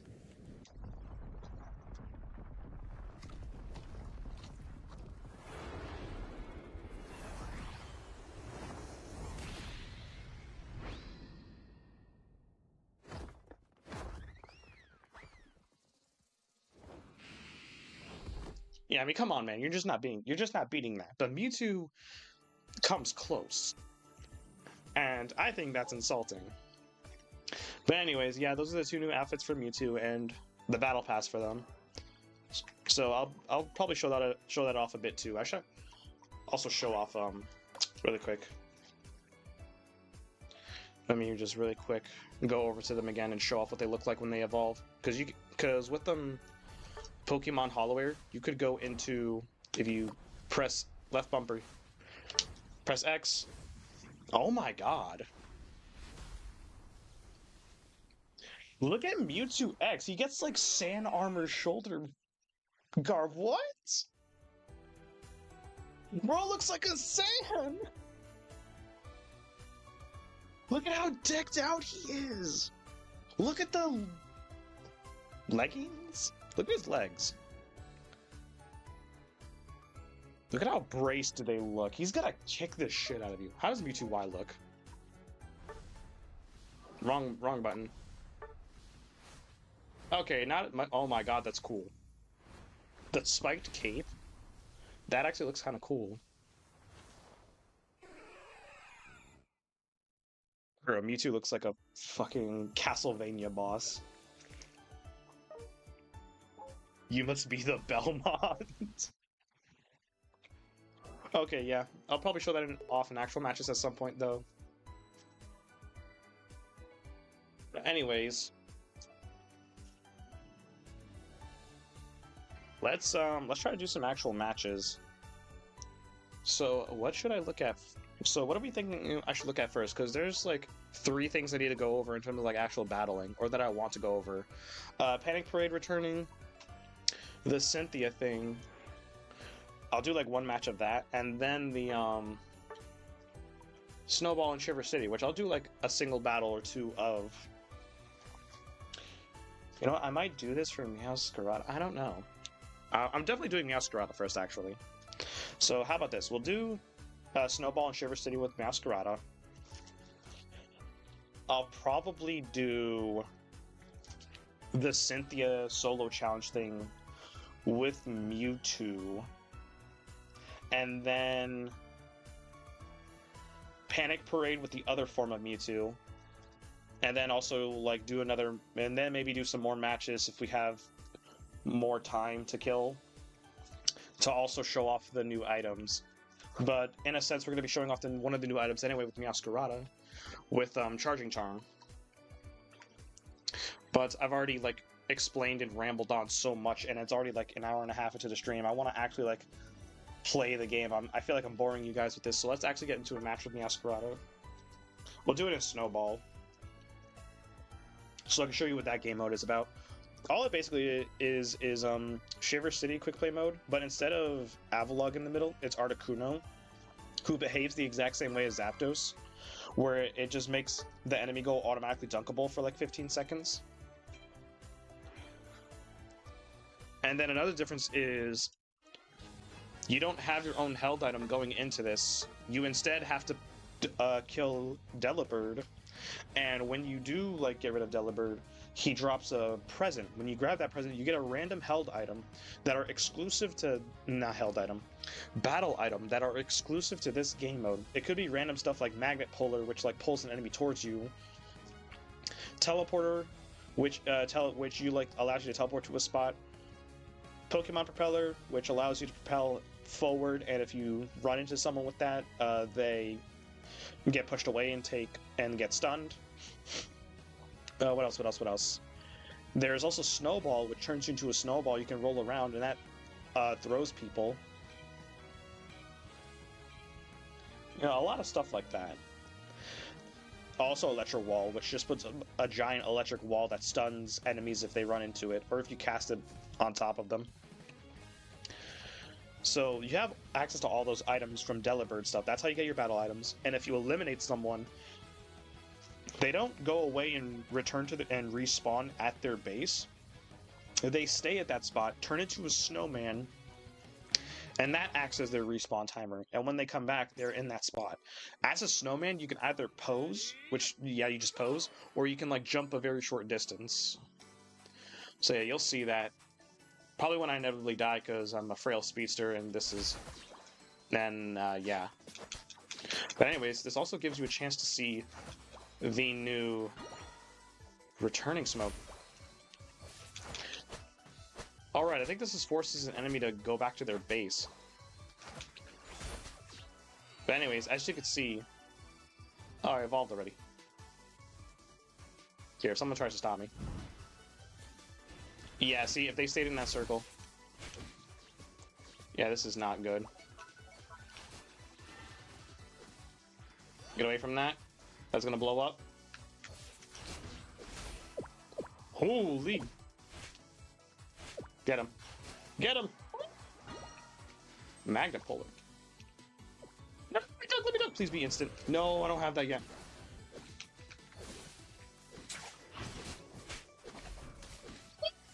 Get away from me! Goodness! Stop. Wait, does that...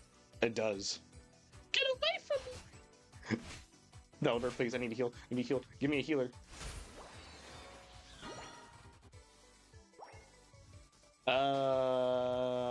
Do I want to go Night Slash? Let's go Night Slash.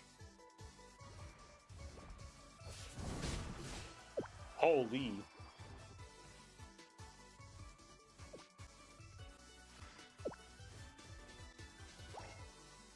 Oh, respawn, I dare you. Oh, no. But you can see what happens when I die. I forgot you have some invincibility frames when you respawn. So you can pose. You can do that. You can also jump a short distance. You can aim where you jump, but, like, that's about it.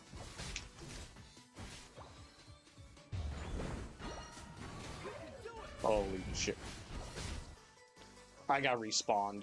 Oh, I got sent back to base with the returning smoke. God damn it. Nah, get over here, you. Yeah. And then Articuno. Ooh.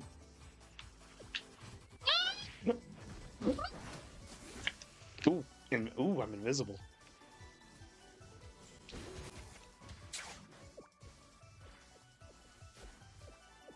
Here, let me get this while they're busy. Except Gengar knows I'm here. They got it. No, that sucks. Can I... What did I even die to? Articuno? What? They got Articuno, though. Oh my god. Does Articuno do that thing where... Oh, it probably does. When you get an objective, it, like, strikes you. So they probably did that, too. Come on, guys. Okay, yeah, we're getting washed here. Let's just surrender that. Okay, we're getting washed here. Ignore that. Holy. Let's hopefully get a better match after that. That was not a good showcase of anything. I was panicking. Quick play was probably not a good mode to try and show off. What? Ignore that. To try and show off Meowscarada in, because quick play, especially Shiver City. We'll try again. See if we can get a better run this time.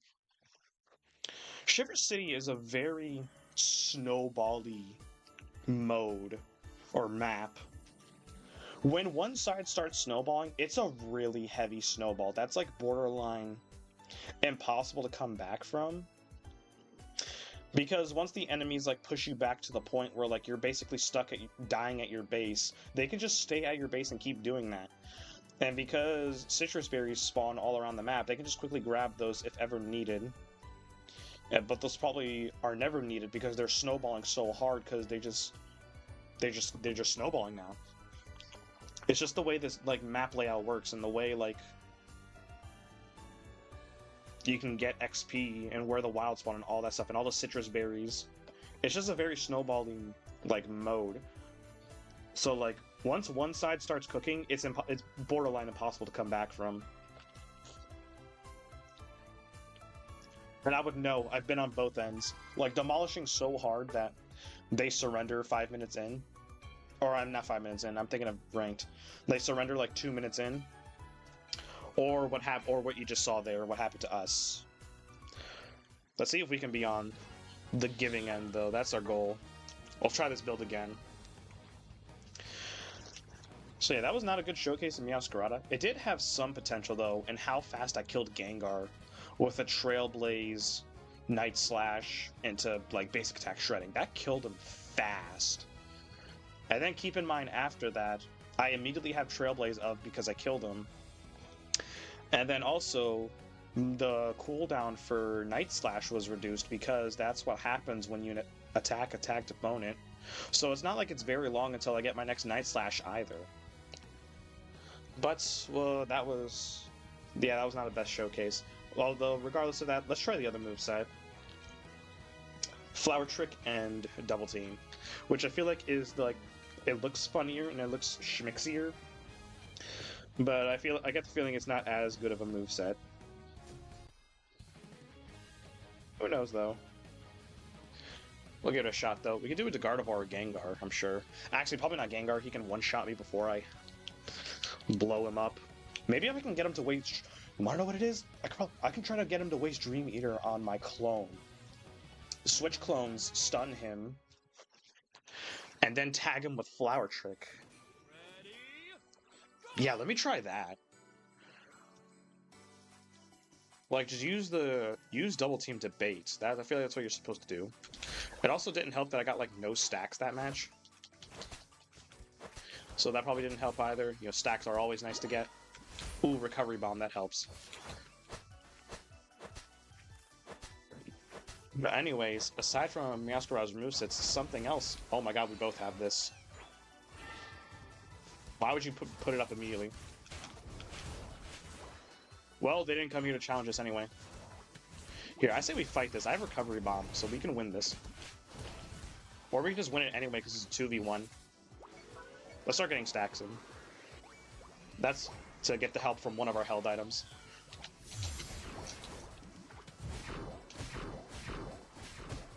That's a kill. Yes, sir.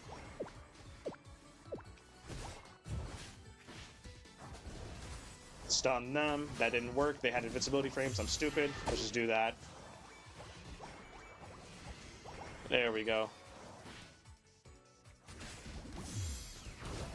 Blow them up immediately. I can just do it immediately if someone is shredding their health too fast.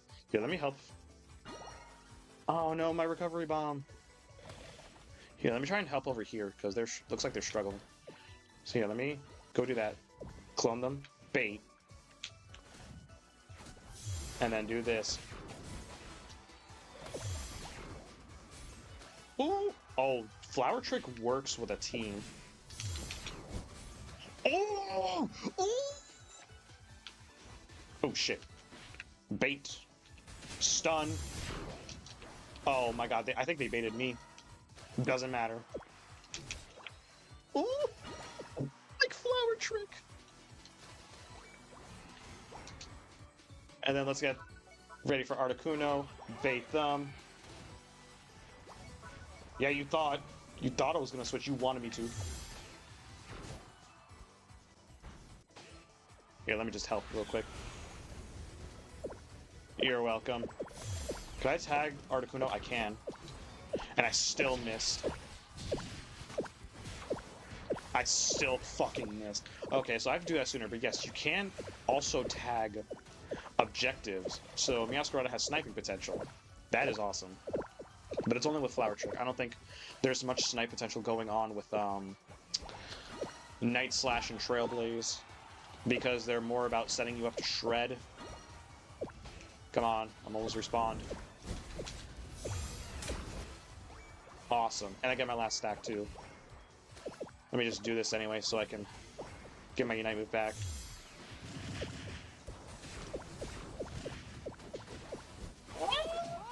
Ooh! All that damage. All my fellas! I'm dead. Gengar. Oh my god, he chained off a Cinderace. Why? Yeah, you see, that's why it's... That's why I was worried about Gengar. He can just one-shot me. Meowscarada doesn't have one-shot potential. That's the problem.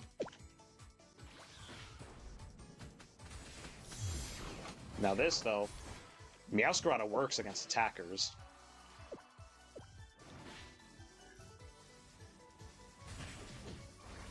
I'll do this. Bitch.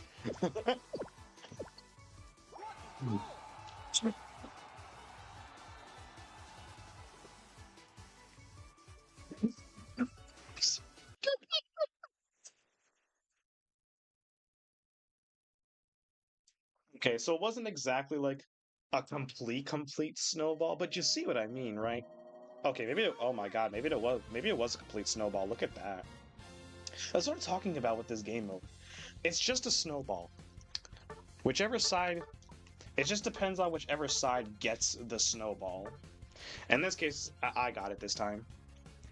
Oh, that's so funny. I really like Flower Trick. It is so funny to reset off of it. And it's so funny to bait them with Double Team. I like this moveset. But to be fair, I didn't get a good chance with Night Slash Trailblaze. And I do want a good chance at that. Because I do feel like it'd be a fun moveset. But let's maybe call it there for now, because I have to show off other stuff. That was a lot of Meowscarada. And I didn't even get to explain the charging charm, because I'm bad at playing and explaining things at the same time. So I was focused on the match. But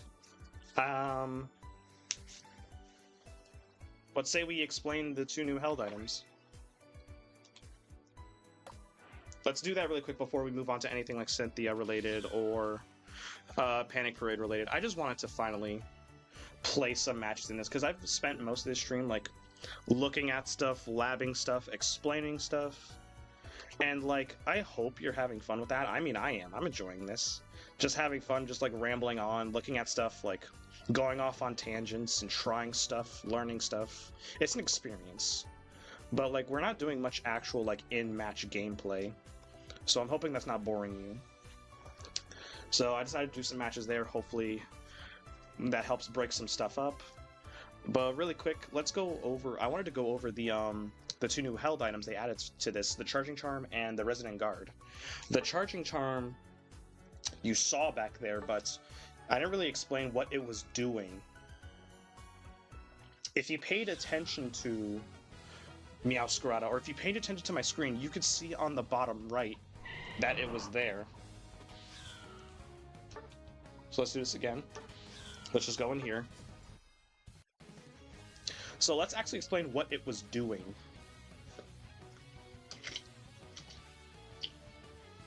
Ignore that sound. I was drinking soda.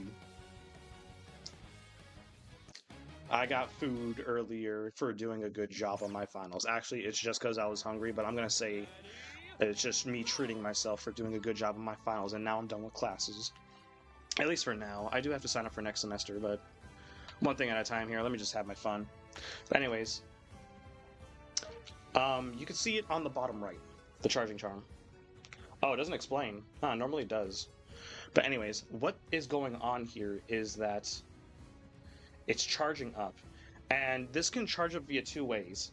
By moving around, as you can see right now, or by attacking people. So I attack them, 36, moving, 53. There you go. Pretty sure moves count too. Let's wait for this to go off cooldown. Let's go over here. Oh, it doesn't. So it's just basic attacks. Okay, so doing basic attacks and walking around essentially. Which would explain why this is good on particularly Meowscarada, now that I'm saying that out loud. But anyways, so what Charging Charm is, I'm hitting my mic by accident by just like moving around. I'm sorry about that. Anyways, what's going on with Charging Charm is that how it works is that it needs to charge up before it can proc. It needs to get up to 100 before it can proc. It charges up two ways, by simply moving around and by basic attacking opponents. This can either be wild Pokemon or actual like players. Once it reaches 100, it's charged. And the next time you attack, this also applies to moves, it does extra damage. So basically think about it like Cinderace's passive or Blaziken's passive, where something builds up while you're attacking, and then when that thing that's built up is built up, next time you attack you do extra damage, or it does extra damage to them. However, in this case, it's just like always here, instead of just having... It's always here, and you can always build it up by also moving, instead of just attacking. So yeah, you charge it up by either walking around or basic attacking anything. And when it's charged up to 100, it procs, dealing extra damage. So you can see there, it did some bonus damage right there, whereas if I attack normally... Yeah, you can only see one tick. It does like another extra tick. So if I were to just walk around in a circle, so you saw like a single tick of like 190 something. If I were to attack now there's multiple ticks there. That's from Charging Charm, and probably also my boosted attack. Now that I think about it, this is probably why other like Unite people, or like big Unite streamers and pros, are running Charging Charm on Meowscarada, because she really is like revolving around her basic attacks, mainly with Night Slash and Trailblaze. This is probably more of a Night Slash Trailblaze build, because that seems to be the better moveset, from what I'm thinking. So you run that, and it charges up very fast. You know, let me see how fast it does charge up with a combo of Trailblaze, Night Slash. So we do that. Oh my god, it's charging up fast. Yeah, you get procs very fast. So we just do that. We tag. Let's see it here. Yeah, look at that. It procced during that, and we're already back at 50. So we do that. We do it again. We do that. We already have it up. Let's see what happens if we have it up already. So we're hiding in this bush. We move around to get... That's something else. Oh my god, that's something else you could do. You can like move around in this bush. If you're waiting for someone to surprise them and use the extra range of Trailblaze, you can move around in this bush during that to build up your Charging Charm. I'm assuming it allows you to do that. Yeah, look. So you can just charge up for free in here. So let's say like you're waiting in here because you're the jungler and you're waiting to surprise the enemies. You wait for them, and then you jump at them with Trailblaze, you stun them, you can tag them with Night Slash, and you're doing a bunch of basic attacks. While that's happening, Charging Charm procs, dealing extra damage to them while you're setting that up. And then you're dealing all this, and then you're like basically recovering it almost immediately because of how fast you're attacking. And then look, I almost have it up again. Let me try it on something that doesn't die immediately, like Regieleki here. Yeah, look at how fast I'm getting it. Yeah. So yeah. So this is probably why it's pretty good to have on Meowscarada, because what it does is it gives you extra damage when it reaches 100% in procs. And for someone who's pretty basic attack focused like Meowscarada, it's gonna proc a lot. So this is a pretty good item to run on people who basic attack a lot. So Meowscarada, like Trailblaze, Night Slash Meowscarada, Cinderace in general, Decidueye, particularly Razorleaf, Outrage Dragonite, Garchomp in general, probably Mewtwo. Mewtwo X specifically, maybe? Nah. Mewtwo Y is more about their just pure like spamming basic attacks, even though so is Mewtwo X, but not as much. Basically, if they basic attack a lot, this would be a pretty decent item to run on them because you're going to be getting it back a lot by basic attacking a lot. And then while you're basic attacking a lot, you sometimes get that extra damage, which does a lot. So yeah, that's what Charging Charm does. It needs to build up by moving your basic attacking. I'm sorry I'm re-explaining myself. I'm feeling stupid right now, and I just want to like make sure I made myself clear. Let me be clear.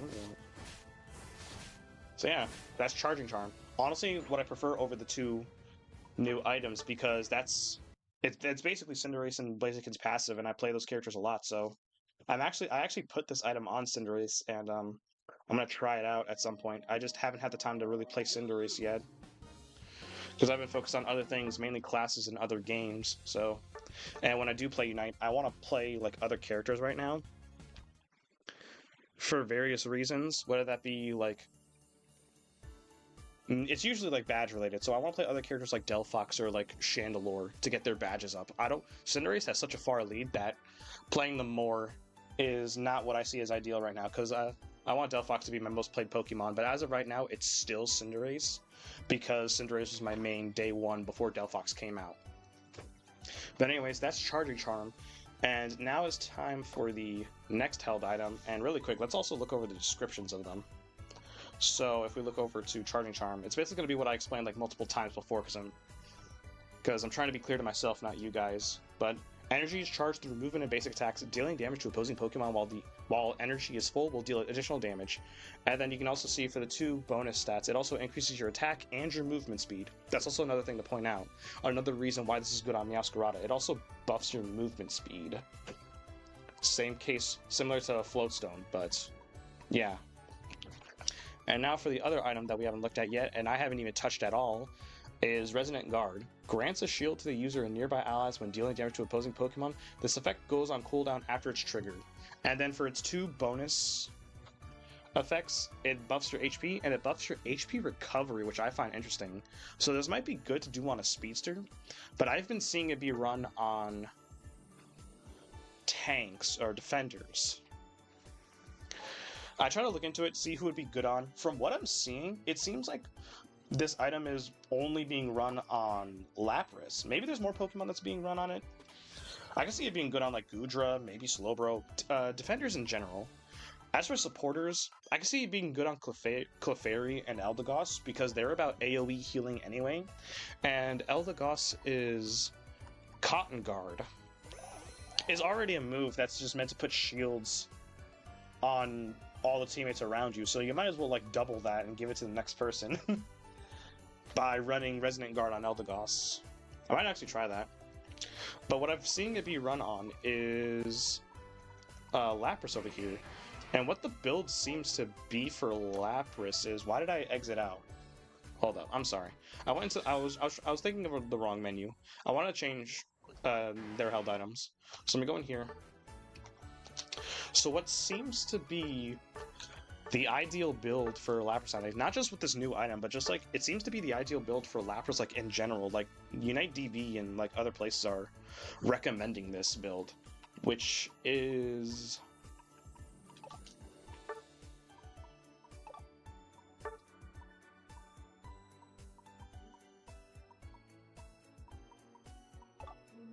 this Slick Spoon, Resonant Guard, and special attack specs.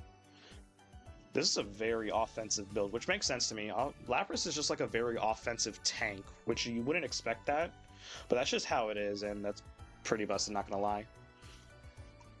But yeah, this seems to be the most ideal build for Lapras right now, so I'm not sure how Resonant Guard looks, because I can't look at that in training mode.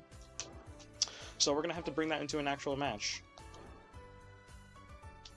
But where would I look at that in? Maybe I don't know. We'll look at that later on when we go into more actual matches. Once I look at the rest of the game modes, I'll probably go into ranked. I'll probably bring Lapras here, and then try out Meowscarada here to see how she fares in a more normal match, instead of weird quick play mode Shiver City. But until then, I kind of want to look at the other quick play modes first, if that's alright with you guys, if that's what you want, or what are we thinking? I'm thinking we do these modes, and then just go into rank for the rest of it. Do what your cat feels. Well, I'm going to be bringing my cat into a ranked. For these, for the Cynthia thing, I'm going to be doing Mewtwo. Same for Panic Parade, wherever that is. Wait, where is that, by the way? Where is that? Here it is. Okay. So I'm thinking we sort of do a double thing here.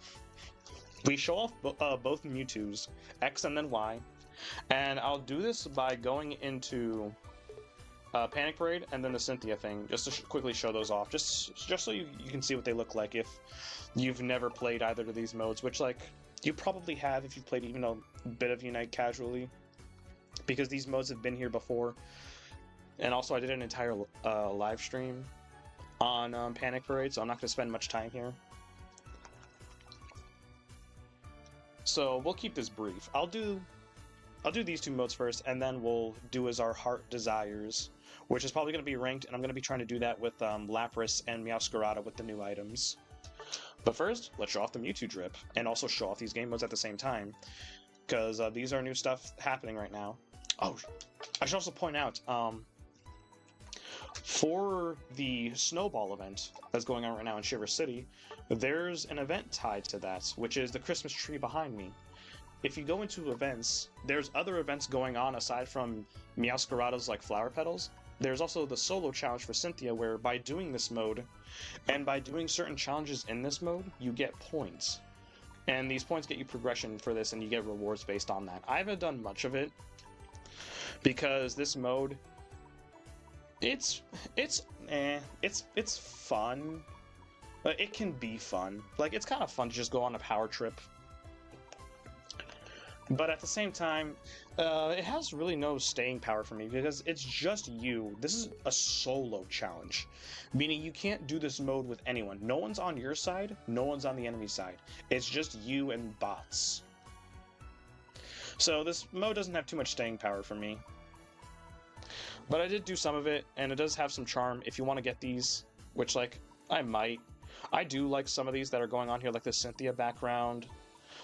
The Cynthia outfit, I think I already have. Let me check. Pretty sure I already have the Cynthia outfit from the other Cynthia event. Let me check. Closet. I'm, like, very confident I have Cynthia. I'm pretty sure I have Leon's outfit, too. Let's see here. Yeah, here we go. Yeah, I got this from the Cynthia event. And then also Leon's outfit, wherever that is, somewhere. I have some. Here it is. See? There you go. So I already have some of this stuff. No, I don't want to equip it. I'm keeping the Dark Lord outfit on. But yeah, by playing the solo challenge, you can, and by doing certain challenges, you can unlock that stuff. On one hand, I like what's here, and I like grinding to get this stuff. But it just gets boring grinding against bots, you know? I wish at the very least other people could team up with you, similarly to, like, you know, when these actual events happened before. Like, it would be you and other people against these bots, not just you and the other 4 people are bots against a team of bots, so it's just you. I don't know. That's just a me thing. Maybe. Probably not, because most people who play this game play ranked nowadays. But yeah, this is a thing.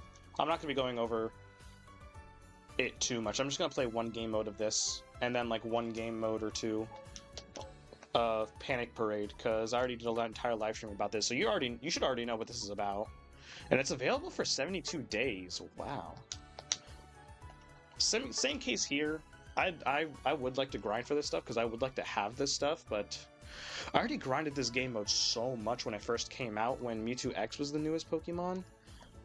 That, similarly to Cynthia, I kind of can't be fucked to do that. But maybe I will. Maybe I'll do a little bit. I will at least play both game modes at least once for this stream. Just so we can, you know, get a little spotlight on them once again. And so you can see them in case you, for some reason, never have, but you probably have, or maybe don't care. But we're having fun here. At least I'm having fun. Like, I'm not sure, like, how entertaining this stream has been, but I've been having fun doing the things I've been doing, all the explaining I've been doing, learning Meowscarada and, like, the trickery she can have. Seeing the Mewtwo drip and complaining about that and complaining about other stuff in Unite. I do like complaining about Unite. It is a fun aftertime for me. And then doing a couple matches and seeing how it feels, while also, and then, well, not while also, but also explaining the new items that are here. That I feel like, I don't know how I feel about them. I don't really feel like they're gonna be like super like game changing. I feel like they're fun on the right Pokemon, or fun options on the right Pokemon. Not borderline replacements, or no, not Meowscarada, not Meowscarada. I almost got. Oh, my bad. I'm gonna be doing Mewtwo X for this. I'll do Mewtwo Y for Cynthia.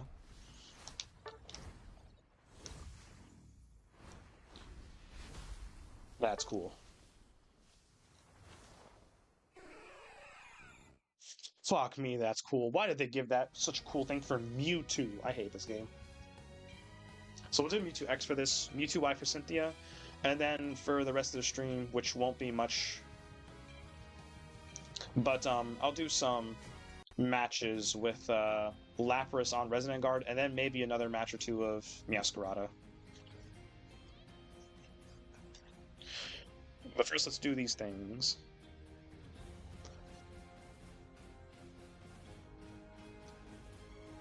Man, that's a cool outfit. I'm sorry, it just looks so cool, man. I'm jealous. I want cool outfits like this on other Pokemon, not ones that I hate like Mewtwo in this game specifically. I can dig Mewtwo outside of this though. But anyways, yeah, same as always. We're gonna be defending this. I guess I'm going with Score Bunny. That's fine with me. Let me see if I can remember how rotations work. I'll do my best here. Although something just hit me, I realized that. What moveset should I run? Probably use Psy Strike. Normally with Mewtwo X in actual matches, I would run... Oh my god, I'm level 5 already.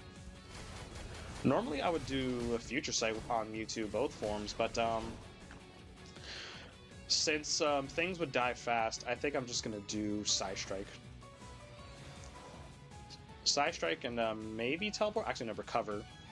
Because I'm not gonna be recovering much HP myself, so... Yeah, let's go. Yeah, I think Recover was the right call. I'm probably going to do the exact same moveset with Mewtwo Y. Wait, no, I won't, because I'm not doing this mode with Mewtwo Y. So I'll probably just do my usual Future Sight and maybe Teleport.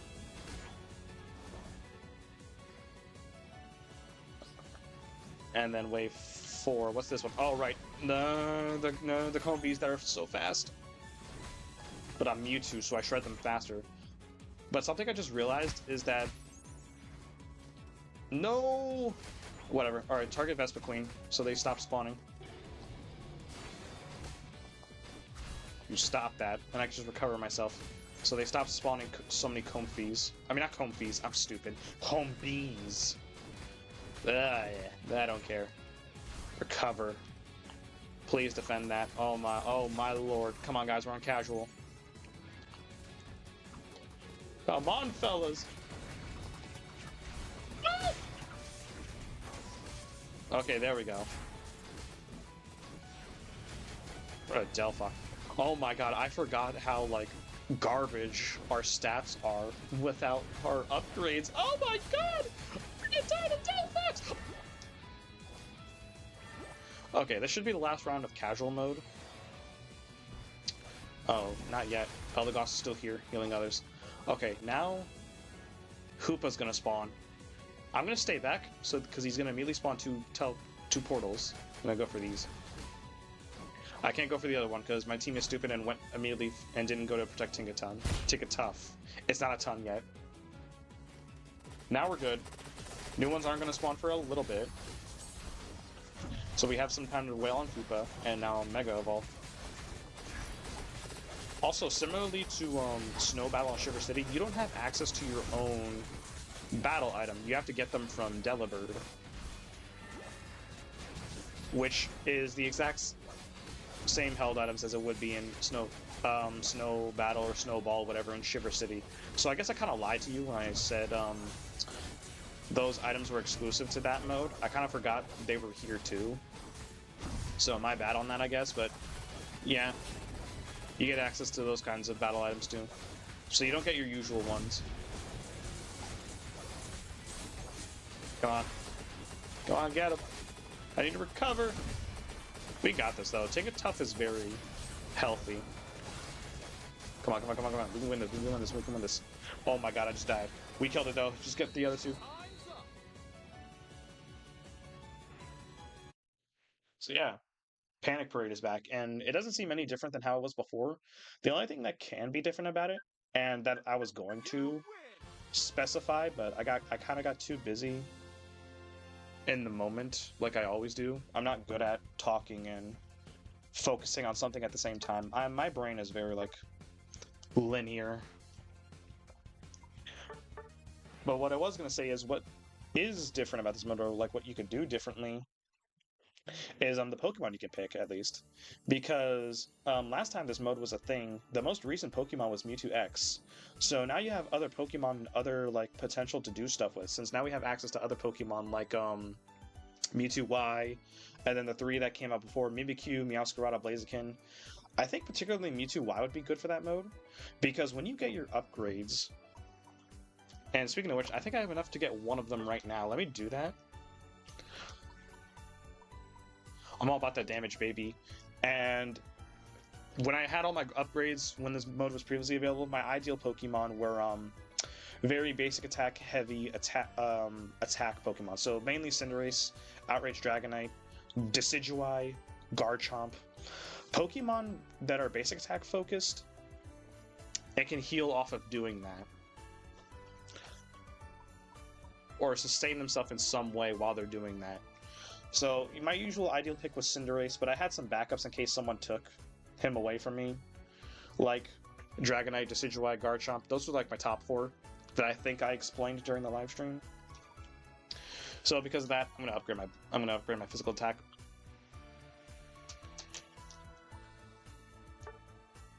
Beautiful. We're already cooking. I can feel myself coming back to this mode already. Anyways, I could see Mewtwo Y in particular being good in this game mode now, because it's always the ones who are like very basic attack focused that tend to do good in this. That, from what I've seen, the ones that like are basic attack focused are usually the meta of this game mode, because well, those are the Pokemon I usually seen. The ones that I pick, which are Cinderace, Decidueye, Garchomp, Dragonite, stuff like that. So I can see Mewtwo Y being good here too, even though your very good basic attacking is only for a limited time when you're Mega Evolved.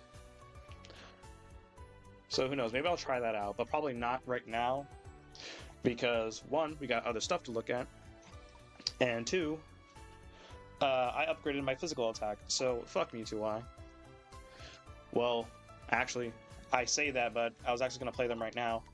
I'm going to look at them in Expert. I think I have to I haven't unlocked Extreme yet. Current win. The Extreme difficulty will be unlocked once you win Trainer Legacy Showdown 3 times on Expert. Ah, damn. Well, at least I can show it off on Expert, which is the minimum difficulty to see all 5 trainers. If you do it on Casual, you only fight Cynthia and like 5 base trainers who use random Pokemon like Absol or Eldegoss or some shit. And Intermediate, you fight 3 of them, those being, I believe, Cynthia, Raihan, and Karina. Yeah, those 3. And then in Expert, you fight all 5. So let's at least do Expert. I think I could definitely do Expert with Mewtwo Y. I don't care how much he got nerfed. He's still so strong and so busted. I could do this with Mewtwo Y.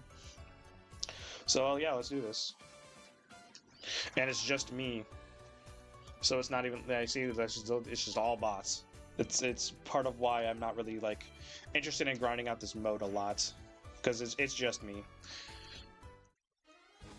But it at least allows me to guarantee that I can be him by selecting jungle. Y'all can back off.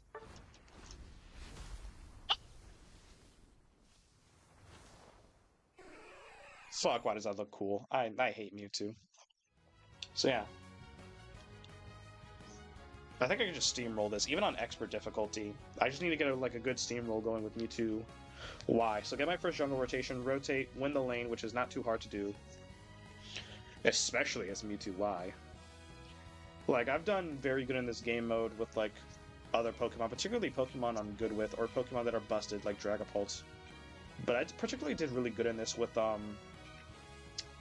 my main, which is Mystical Fire, Flame Charge, Delphox. The Mystical Fire angles I was getting off were just ooh, and they couldn't do anything about me because I was playing at such like good ranges with dashing and stuff. Ooh, I love playing Delphox.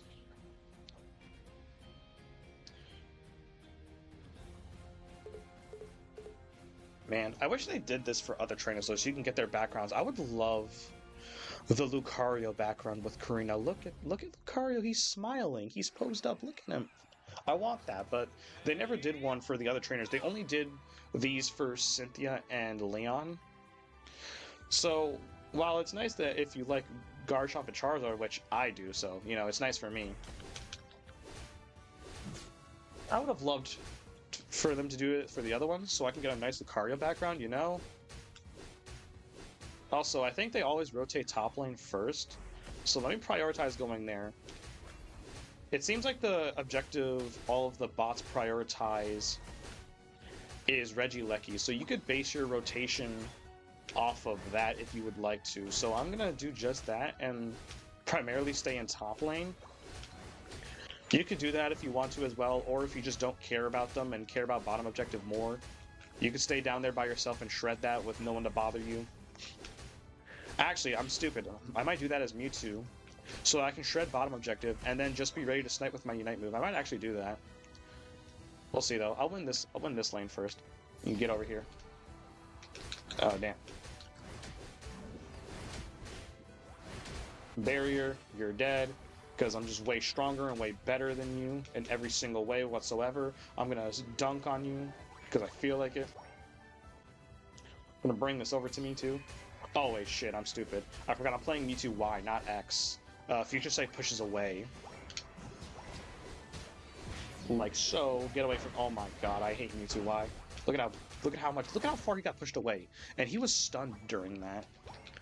I'm stronger, I'm faster, I'm better. Look at how far away you get pushed, and then you get tagged. And then I do additional damage to you, because it has the same effect as Meowscarada Flower Strike, where I deal additional damage. Except I can't activate the extra damage myself. Bruh. Alright, let me do Teleport, because you get 2 as Mewtwo Y. Let me raid their jungle.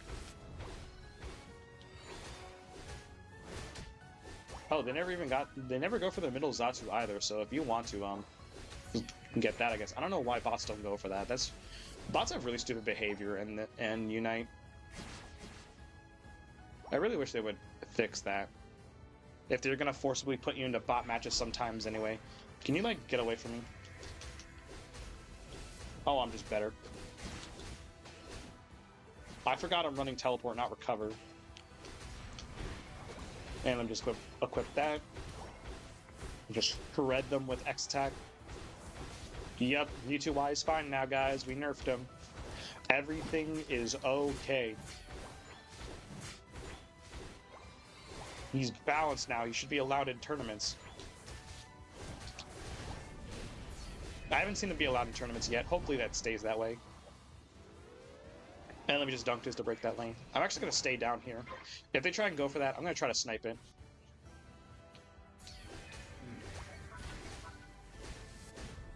So let me...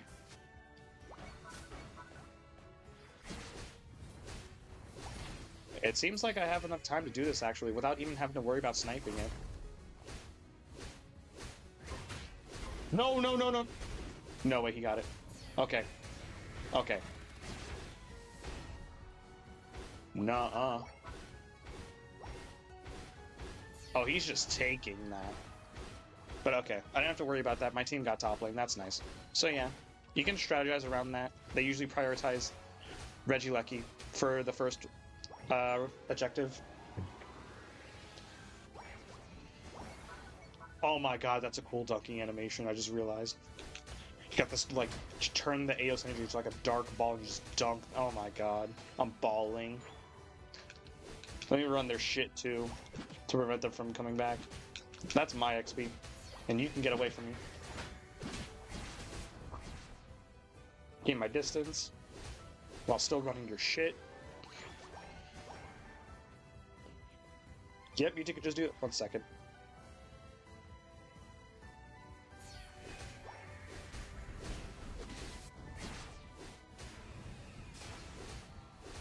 Okay, sorry about that. Nah. My throat felt really stuffy, so I just had to clear it. But yeah, yep. Yeah, yo. Yep, Mewtwo Y is fine now, guys. Don't you worry your little heads. I know it's a bot game mode, but like, god damn. This is why I'm looking forward to Season 17, when they just randomly decided to shoot EX licenses out back in terms of ranked. I feel like that's gonna be, like, good. Especially since, apparently, according to leaks, they're gonna be eventually adding Miraidon.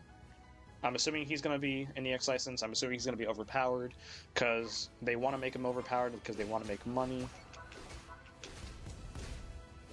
I don't have my Unite move to snipe Regieleki, so I just have to hope they aren't going for it, and the rest of my team can take care of that. And hopefully I can just get this on my own without any issue, without... Oh, they're there, but they're focused on dunking. That's fine. You know what? Come here, you.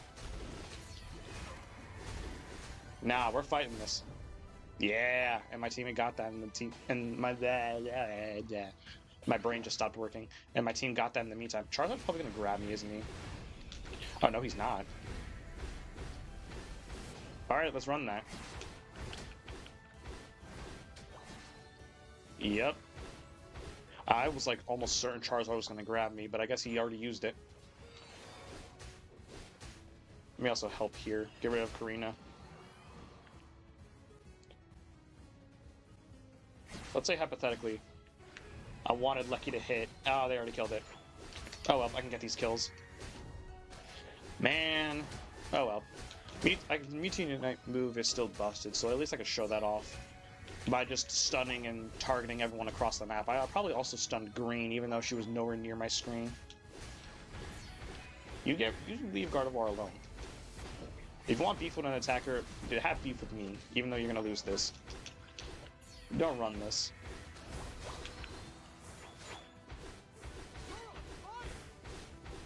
Oh my god, he's attacking so fast. Where's Duraludon? Where is he? I guess this is my jungle now. Oh, he went top lane. Whatever. Let's see if I can dunk this. Will they stop me? Can they stop me? Doesn't seem like it. Alright. We take those.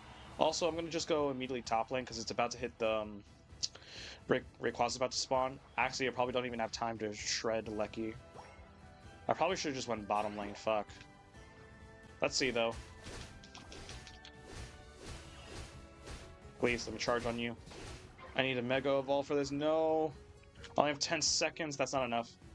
Man, my team doesn't look like it's going to help me, so let's just... Oh my god, Gardevoir. Alright, let's just do that. Alright, let's just... I'll just start going for Rayquaza.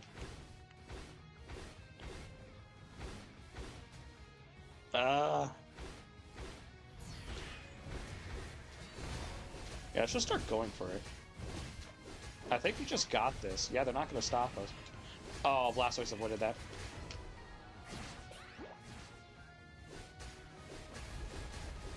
Come on. No, I want him dead! Yes! Yeah! The block button isn't enough! I need to kill Let's get this done. Oh, that's beautiful. Oh, the Dark Orb. You're not stopping this.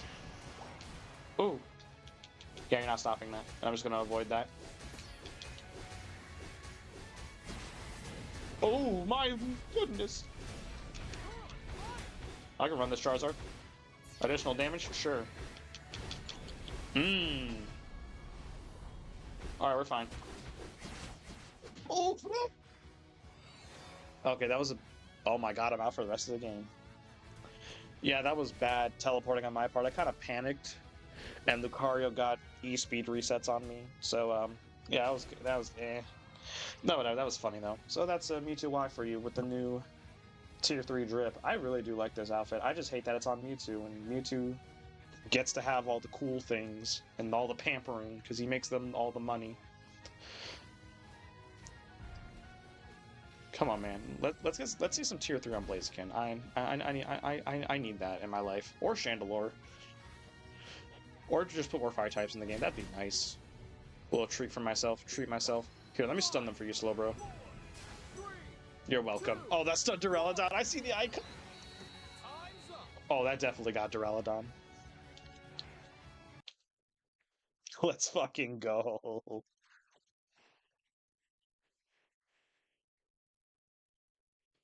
LMAO. And I'm him, because that's basically how you win this mode. Just be the protagonist.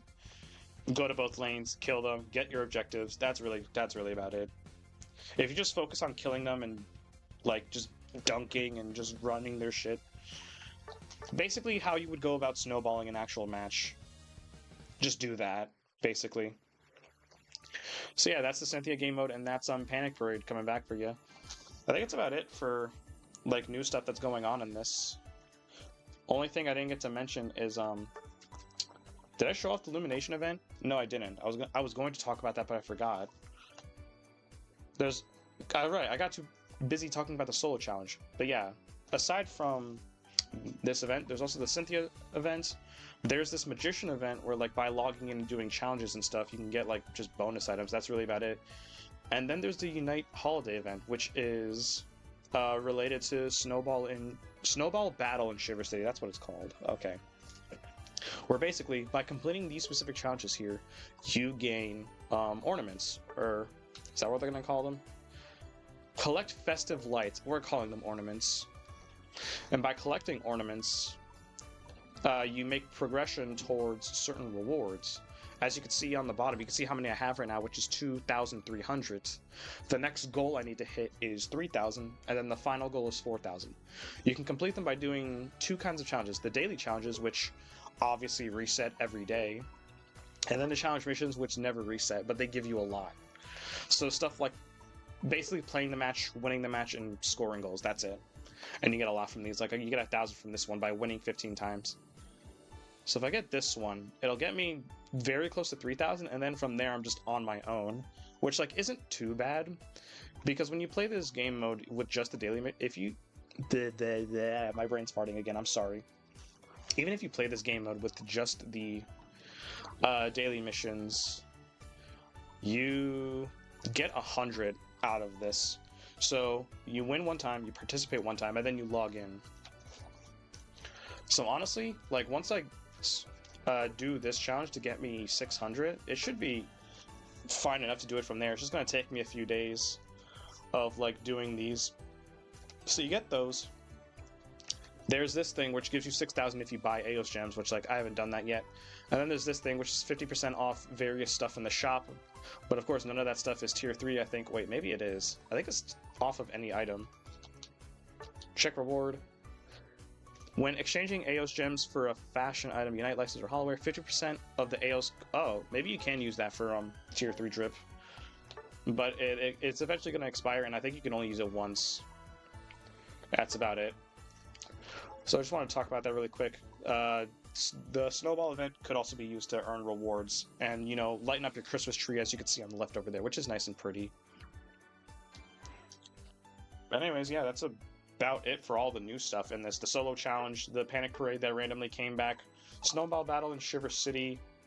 The new Battle Pass with Mewtwo that I just completed, so you can see the new Dark Lord style Mewtwo for both forms. The 2 new Held items, which I haven't gone over really Resonant Shield yet, but I'm gonna do Resonant Guard, but we'll do that in a bit. And then, of course, the newest Pokemon Meowscarada, who is honestly very fun to me. So, I think what I'm gonna do really quick is I need to use the bathroom, so let me go like pee really quick, and then we'll do like a quick ranked match and with Lapras, see what the Resonant Guard does and see how good it is. But anyways, we'll do that in a second. I will be right back.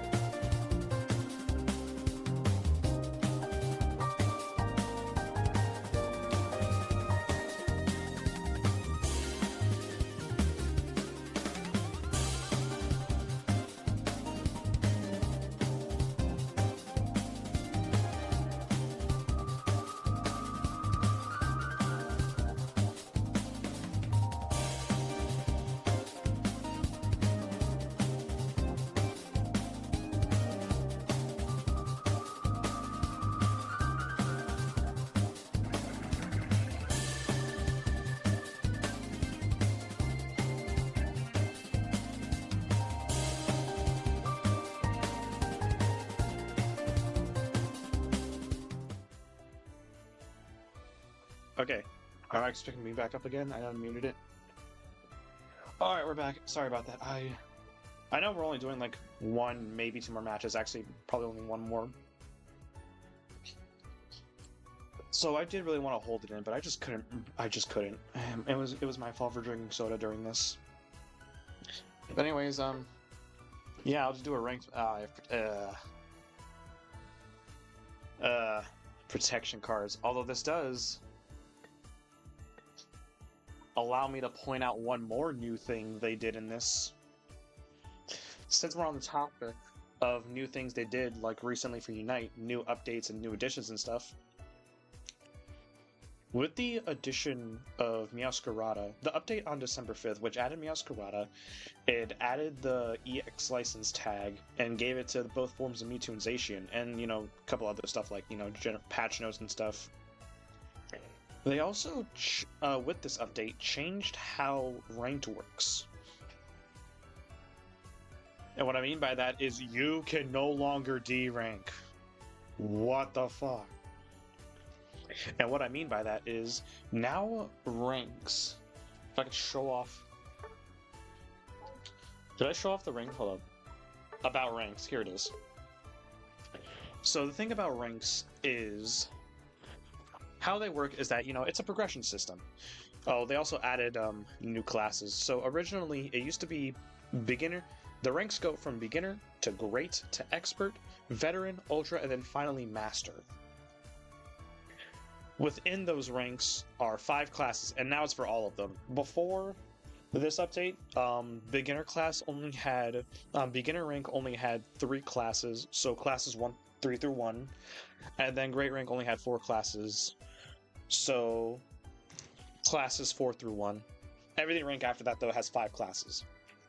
And the way you upgrade from those classes is by earning diamonds, which you get from mostly from winning matches. Sometimes you can get them if you do good enough with your performance points. If you get a big enough win streak, you can get a double diamond by getting up to 400 performance points, but that takes a while, so you basically just get these by winning. You get 3 diamonds, you win again, and then you're bumped up a class. And then once you're bumped up to that class and up, and then like get 3 diamonds in that final class, and then you get a rank up, basically.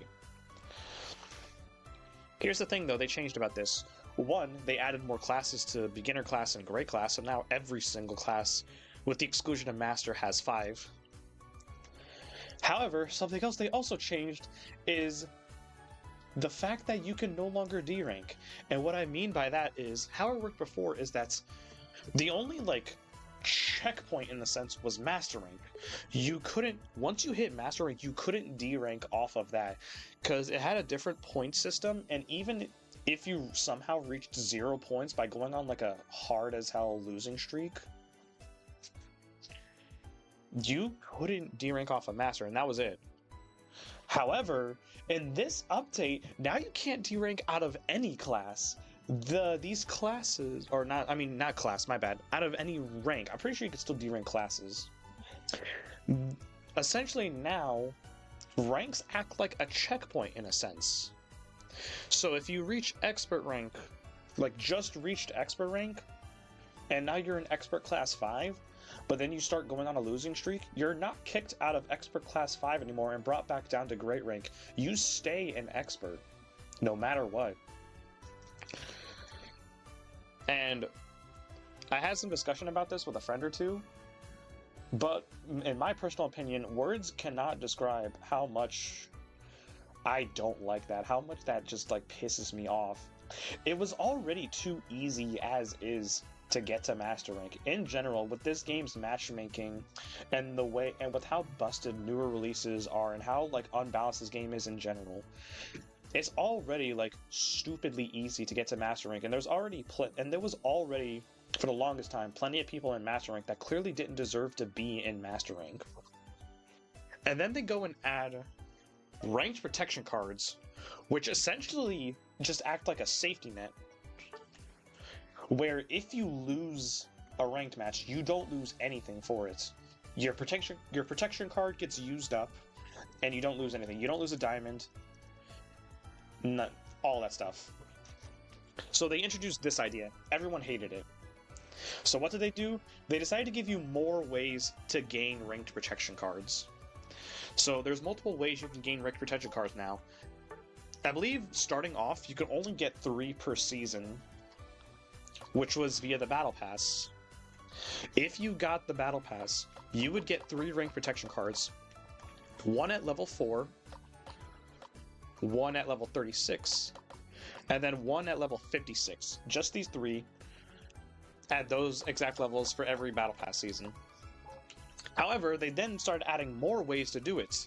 If you have the Unite Club membership, you can see number 5 on the left, on the right over there, you can receive ranked protection cards 2 per month.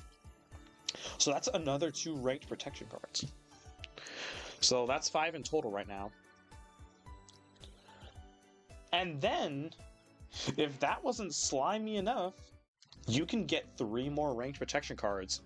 If you go over to Eos Emporium, you can also, every season, buy 3 ranked protection cards, 60 Eos gems each. I'm not sure if there's more ways to get it. I feel like there are. I feel like there's some I'm missing, but those are the 3 main. But those are like the main 3 things. Originally, it was just battle passes, as far as I'm aware. But then they allowed. But then, as an extra reward, and I guess to entice you to get the membership more, because not enough people were getting it. So to entice that more, now you get 2 ranked protection cards from the Unite Club membership. You still get the 3 from the battle pass, and then now you can buy 3. That is 8 in total. 8 safety nets. 8 ranked match losses where you lose nothing whatsoever. That made it way easier to hit Master, as if it wasn't easy enough. And I guess since for some reason they thought hitting Master wasn't easy enough, with all of the busted unbalanced Pokemon and ranked protection cards and bad matchmaking, not to mention the bot matches, sometimes you could just be thrown into a random bot match if you're losing too much. If all that wasn't enough, now they introduced this new checkpoint system where now when you hit a rank, you can't de-rank off of that rank anymore. So, because I'm in Ultra Class 5 right now, I am in Ultra. I am forever in Ultra rank for the rest of this season. The only way to D-rank is at the start of the next season. And when the ranks reset and you're D-ranked a little bit. That is the only way to get D-ranked now. If I were to go on a losing streak right now, I would still be in Ultra Class 5. And it's going to stay that way. And this applies to anyone else playing ranked, whatever rank you're at now. But before, this was only for Master Rank, which I was fine with, because Master Rank had its own like matchmaking and sort of point system. So at that point, you were doing your own thing. It's similar to think of a more modern, better example, think of it like MR in Street Fighter 6. So it was more like that. So I was fine with Master Rank being its own thing, and it being impossible to D-rank. Same case in Street Fighter 6. Once you hit Master Rank, you can't D-rank from that. At that point, you're in a new place, essentially. So I think that was fine. But now here, you just can't D-rank at all. And I think that's stupid. But enough rambling about that. Let's just do a ranked match to show off the new item. I put it on Lapras, but I really feel like it would be good on a supporter. I feel like it'd be good on Eldegoss. Because, you know, I'm already supporting them. I'm already putting shields on them. I feel like that would be good. I'm going to do it on Eldegoss, actually. I'm going to play Eldegoss this match. Because Eldegoss is ranged, so I could proc it at a safe distance. And I'm already putting shields on them, so I could put even more shields on them. I'm going to do it on Eldegoss instead, actually. Someone else can figure out the need for a tank. Where's Eldegoss? She's Gen 8. Oh my god, it's like... Okay. Here we go. What would I replace it with, though? Probably... I'll sacrifice Focus Band for it. So, Battle Prep. Let's see here. Yep, I got the emblems, battle item. And I'm just going to switch out... I want these, so... I'll switch out Focus Band for it. I'm just going to have to play a bit more carefully. It's at the bottom. I'll give that a shot. That seems good to me. That's just more supporting. Why do we have 2 supporters? Come on, are you fucking kidding me? The one time I play a supporter in ranked, we get another supporter. Meanwhile, if I ever try to, like, play my usual attacker or all-rounder, no, everyone wants to be stingy and runs a team of, like, 4 attackers. I hate you people. Whatever. We have 2 defenders, we have more healing. Hopefully that works out in our favor and our attackers and Aegislash can carry, but who knows. Yeah, I feel like this would be good on Eldegoss. I do really want to try this on Eldegoss. Also, I do enjoy just playing Eldegoss in general. The double healing build. Fuck Cotton Spore. We heal up in this. Better take your sensitive ass back to Wigglytuff. I'm also realized I'm not running EXP share. That would have been helpful. Damn. Why am I being left alone? Thank you, Aegislash. What the hell? I should probably sacrifice one of them for EXP share. EXP share is like really essential in higher ranks to help you get a level lead, and they're stacking. Please, please! Oh my god, they sniped it. They're stacking. Oh my god, they got it. Oh my god, this is just perfect for them. Everything is going amazingly for them right now. It couldn't be better. Azumarill evolved. Sorry, I had a sniffle there. Please stop. Oh my god, you got saved. You got saved by the fucking Indeedee.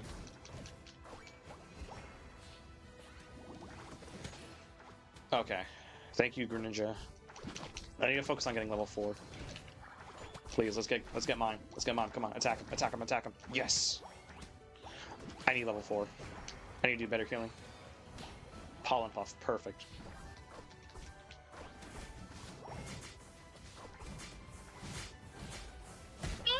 I got you, buddy. It's on one of your clones. I'm trying my best here, buddy. You need to get out of there. Please, stop 1v1ing Azumarill. That's their thing. That's their shtick. Why are you fighting Azumarill? Azumarill's literal gimmick in this game is running them hands in a 1v1. Why would you 1v1 Azumarill? Man, this is why I don't play supporters in rank. Y'all don't deserve one. Even supporter mains agree with me on that. I remember, like, I forgot what her name was, but there was a supporter main who made a tweet saying, as a support main, 90% of quick or of solo queue doesn't deserve one. And I couldn't agree more, because every single time I decide to try and run a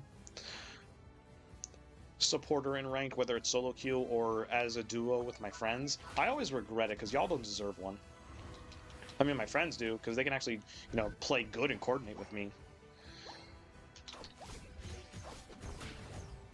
Come on, I'm trying. Oh, come on, I got your Talonflame. Yo, where's, like, everyone else? Why is the entire enemy team here? Holy shit. Aegislash is... Are you serious?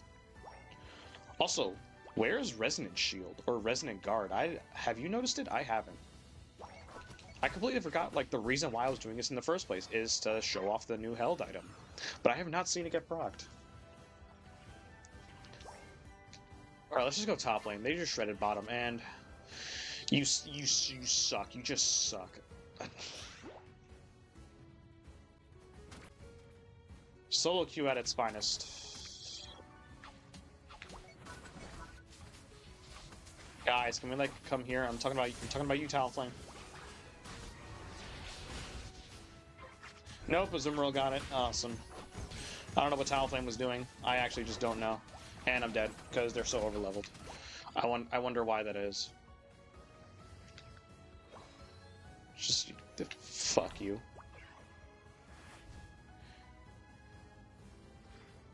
Bro's really being a baby like that in ranked. Are you serious? I'm gonna call him out. Come on, get out of there, Talonflame. We need levels. They're beating the hell out of us. Better question is, why haven't we gotten the prompt yet? Is it only in the beginning of the match? When someone goes AFK or straight up leaves the match, there's a prompt that shows up where you can immediately surrender because your opponent left, so you don't have to play the entire ranked match with a bot. Is that only in the beginning of the match? That's terrible. Like, look at that. I bet he got taken over by a bot now. Like, watch, if we go to surrender... Oh, not yet. I'm gonna go to surrender at the 5-minute mark, and if there's only 4 circles That means he left, and we're currently playing with a bot. And we currently have to stay with that bot and lose because of it. Whereas if that prompt shows up, you don't lose anything for it, because it's unfair that one of your teammates rage quit and you're stuck with a bot now. So let's see. Because we're getting washed right now. Yeah, see? He left. That means he left. There would be 5 if he was still here. Why are you refusing to surrender? We're getting washed and we're playing with a bot. Why are you refusing to... I hate people. I hate people. They never refuse to surrender. They always have this mindset that no matter what, you can always do it. Even in the most unfair, unrecoverable washings whatsoever, sometimes you just have to accept the loss. No one understands this. You're just wasting time.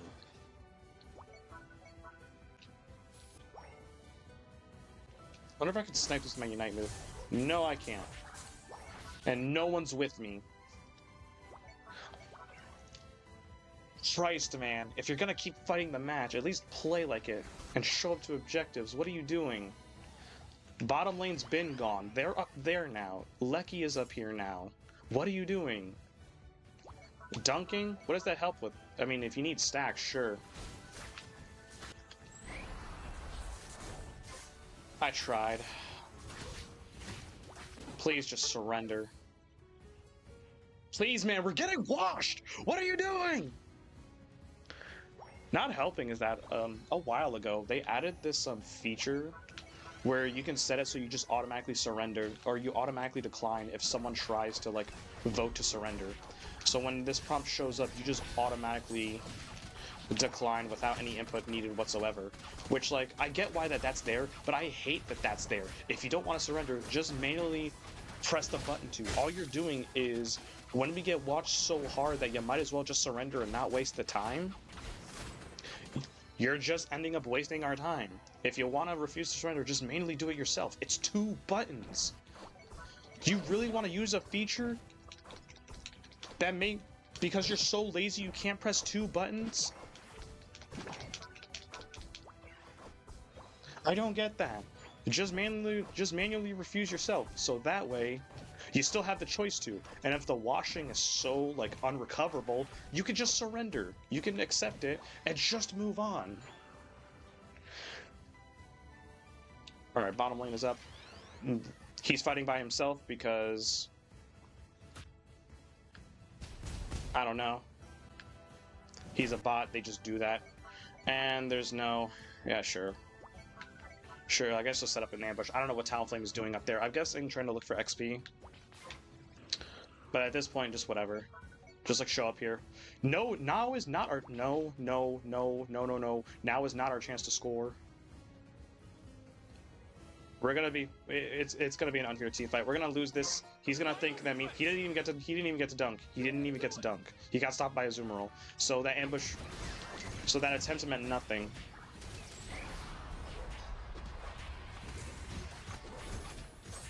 I try to heal. I'm really trying here. Greninja's dead. It's only the 3 of us. I wonder why. Why is Aegislash down there? Why do bots do that? What is he doing? Why are we stuck with a bot? No way you're saying... No way you're saying that! No way you're saying... Let's defeat Rayquaza together! There we go. They finally accepted surrender. No way! That Talonflame is saying, let's defeat Rayquaza together! When he's the one who abandoned it! He went to go dunk on his own! Leaving us undernumbered for the team fight!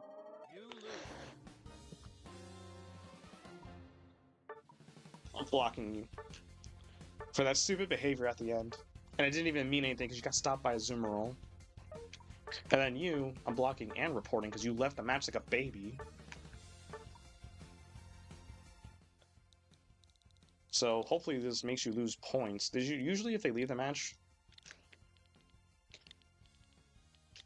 This makes them lose 10 fair play points. You deserve that. They deserve a harder punishment. They did not punish you leaving ranked hard enough, but my god.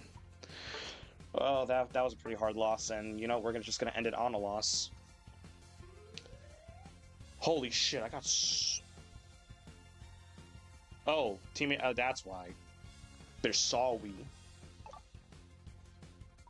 Oh, whatever. So, my raging at ranked aside because these people are stupid. Did anyone notice Resonant Guard proccing? I didn't.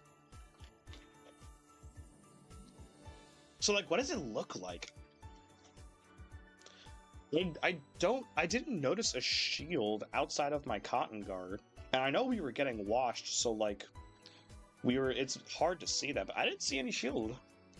I don't know. I didn't care about this item anyway.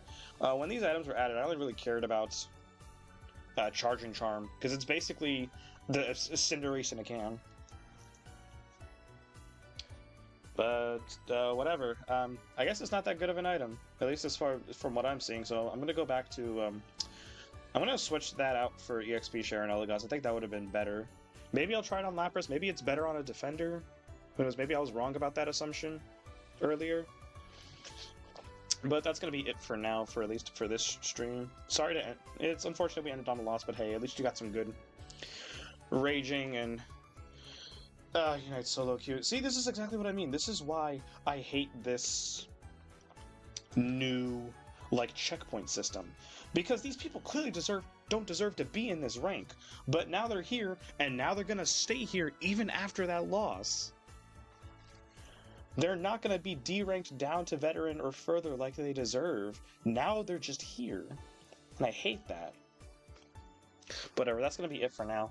Hope you enjoyed this. I did for the most part, aside from ranked. But you know, you never enjoy ranked. That's the Unite way. You never enjoy solo queue ranked. No one does. Even like the best of best players. But we did do quite a lot, and I had a lot of fun with it. The new, well, not new, but like all the modes that are available in this right now, like the solo challenge, like Panic Parade, like Snowball Battle. I like the new drip on Mewtwo, especially when he Mega Evolves. I think it looks really cool, although I just hate Mewtwo, so I'm gonna stay being a hater. Meowscarada seems like a lot of fun, and I can't wait to try her out more in actual games and not quick play Snowball Battle. Like, especially like baiting them to use their cooldowns on the clone and then tagging them with Flower Trick and then like timing it and getting the reset. That was very satisfying. And I wonder if it's just as satisfying, if not even more, to do that with Trailblaze and get the attack speed up. It probably is. But I'll play more Meowscarada another time. Maybe sometime in the future I'll do a dedicated stream to Meowscarada.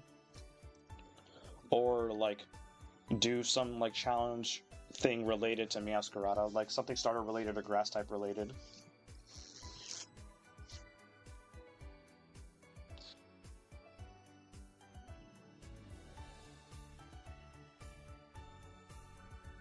I'm not even gonna acknowledge you there. That's how you're gonna end it. Okay, so yeah.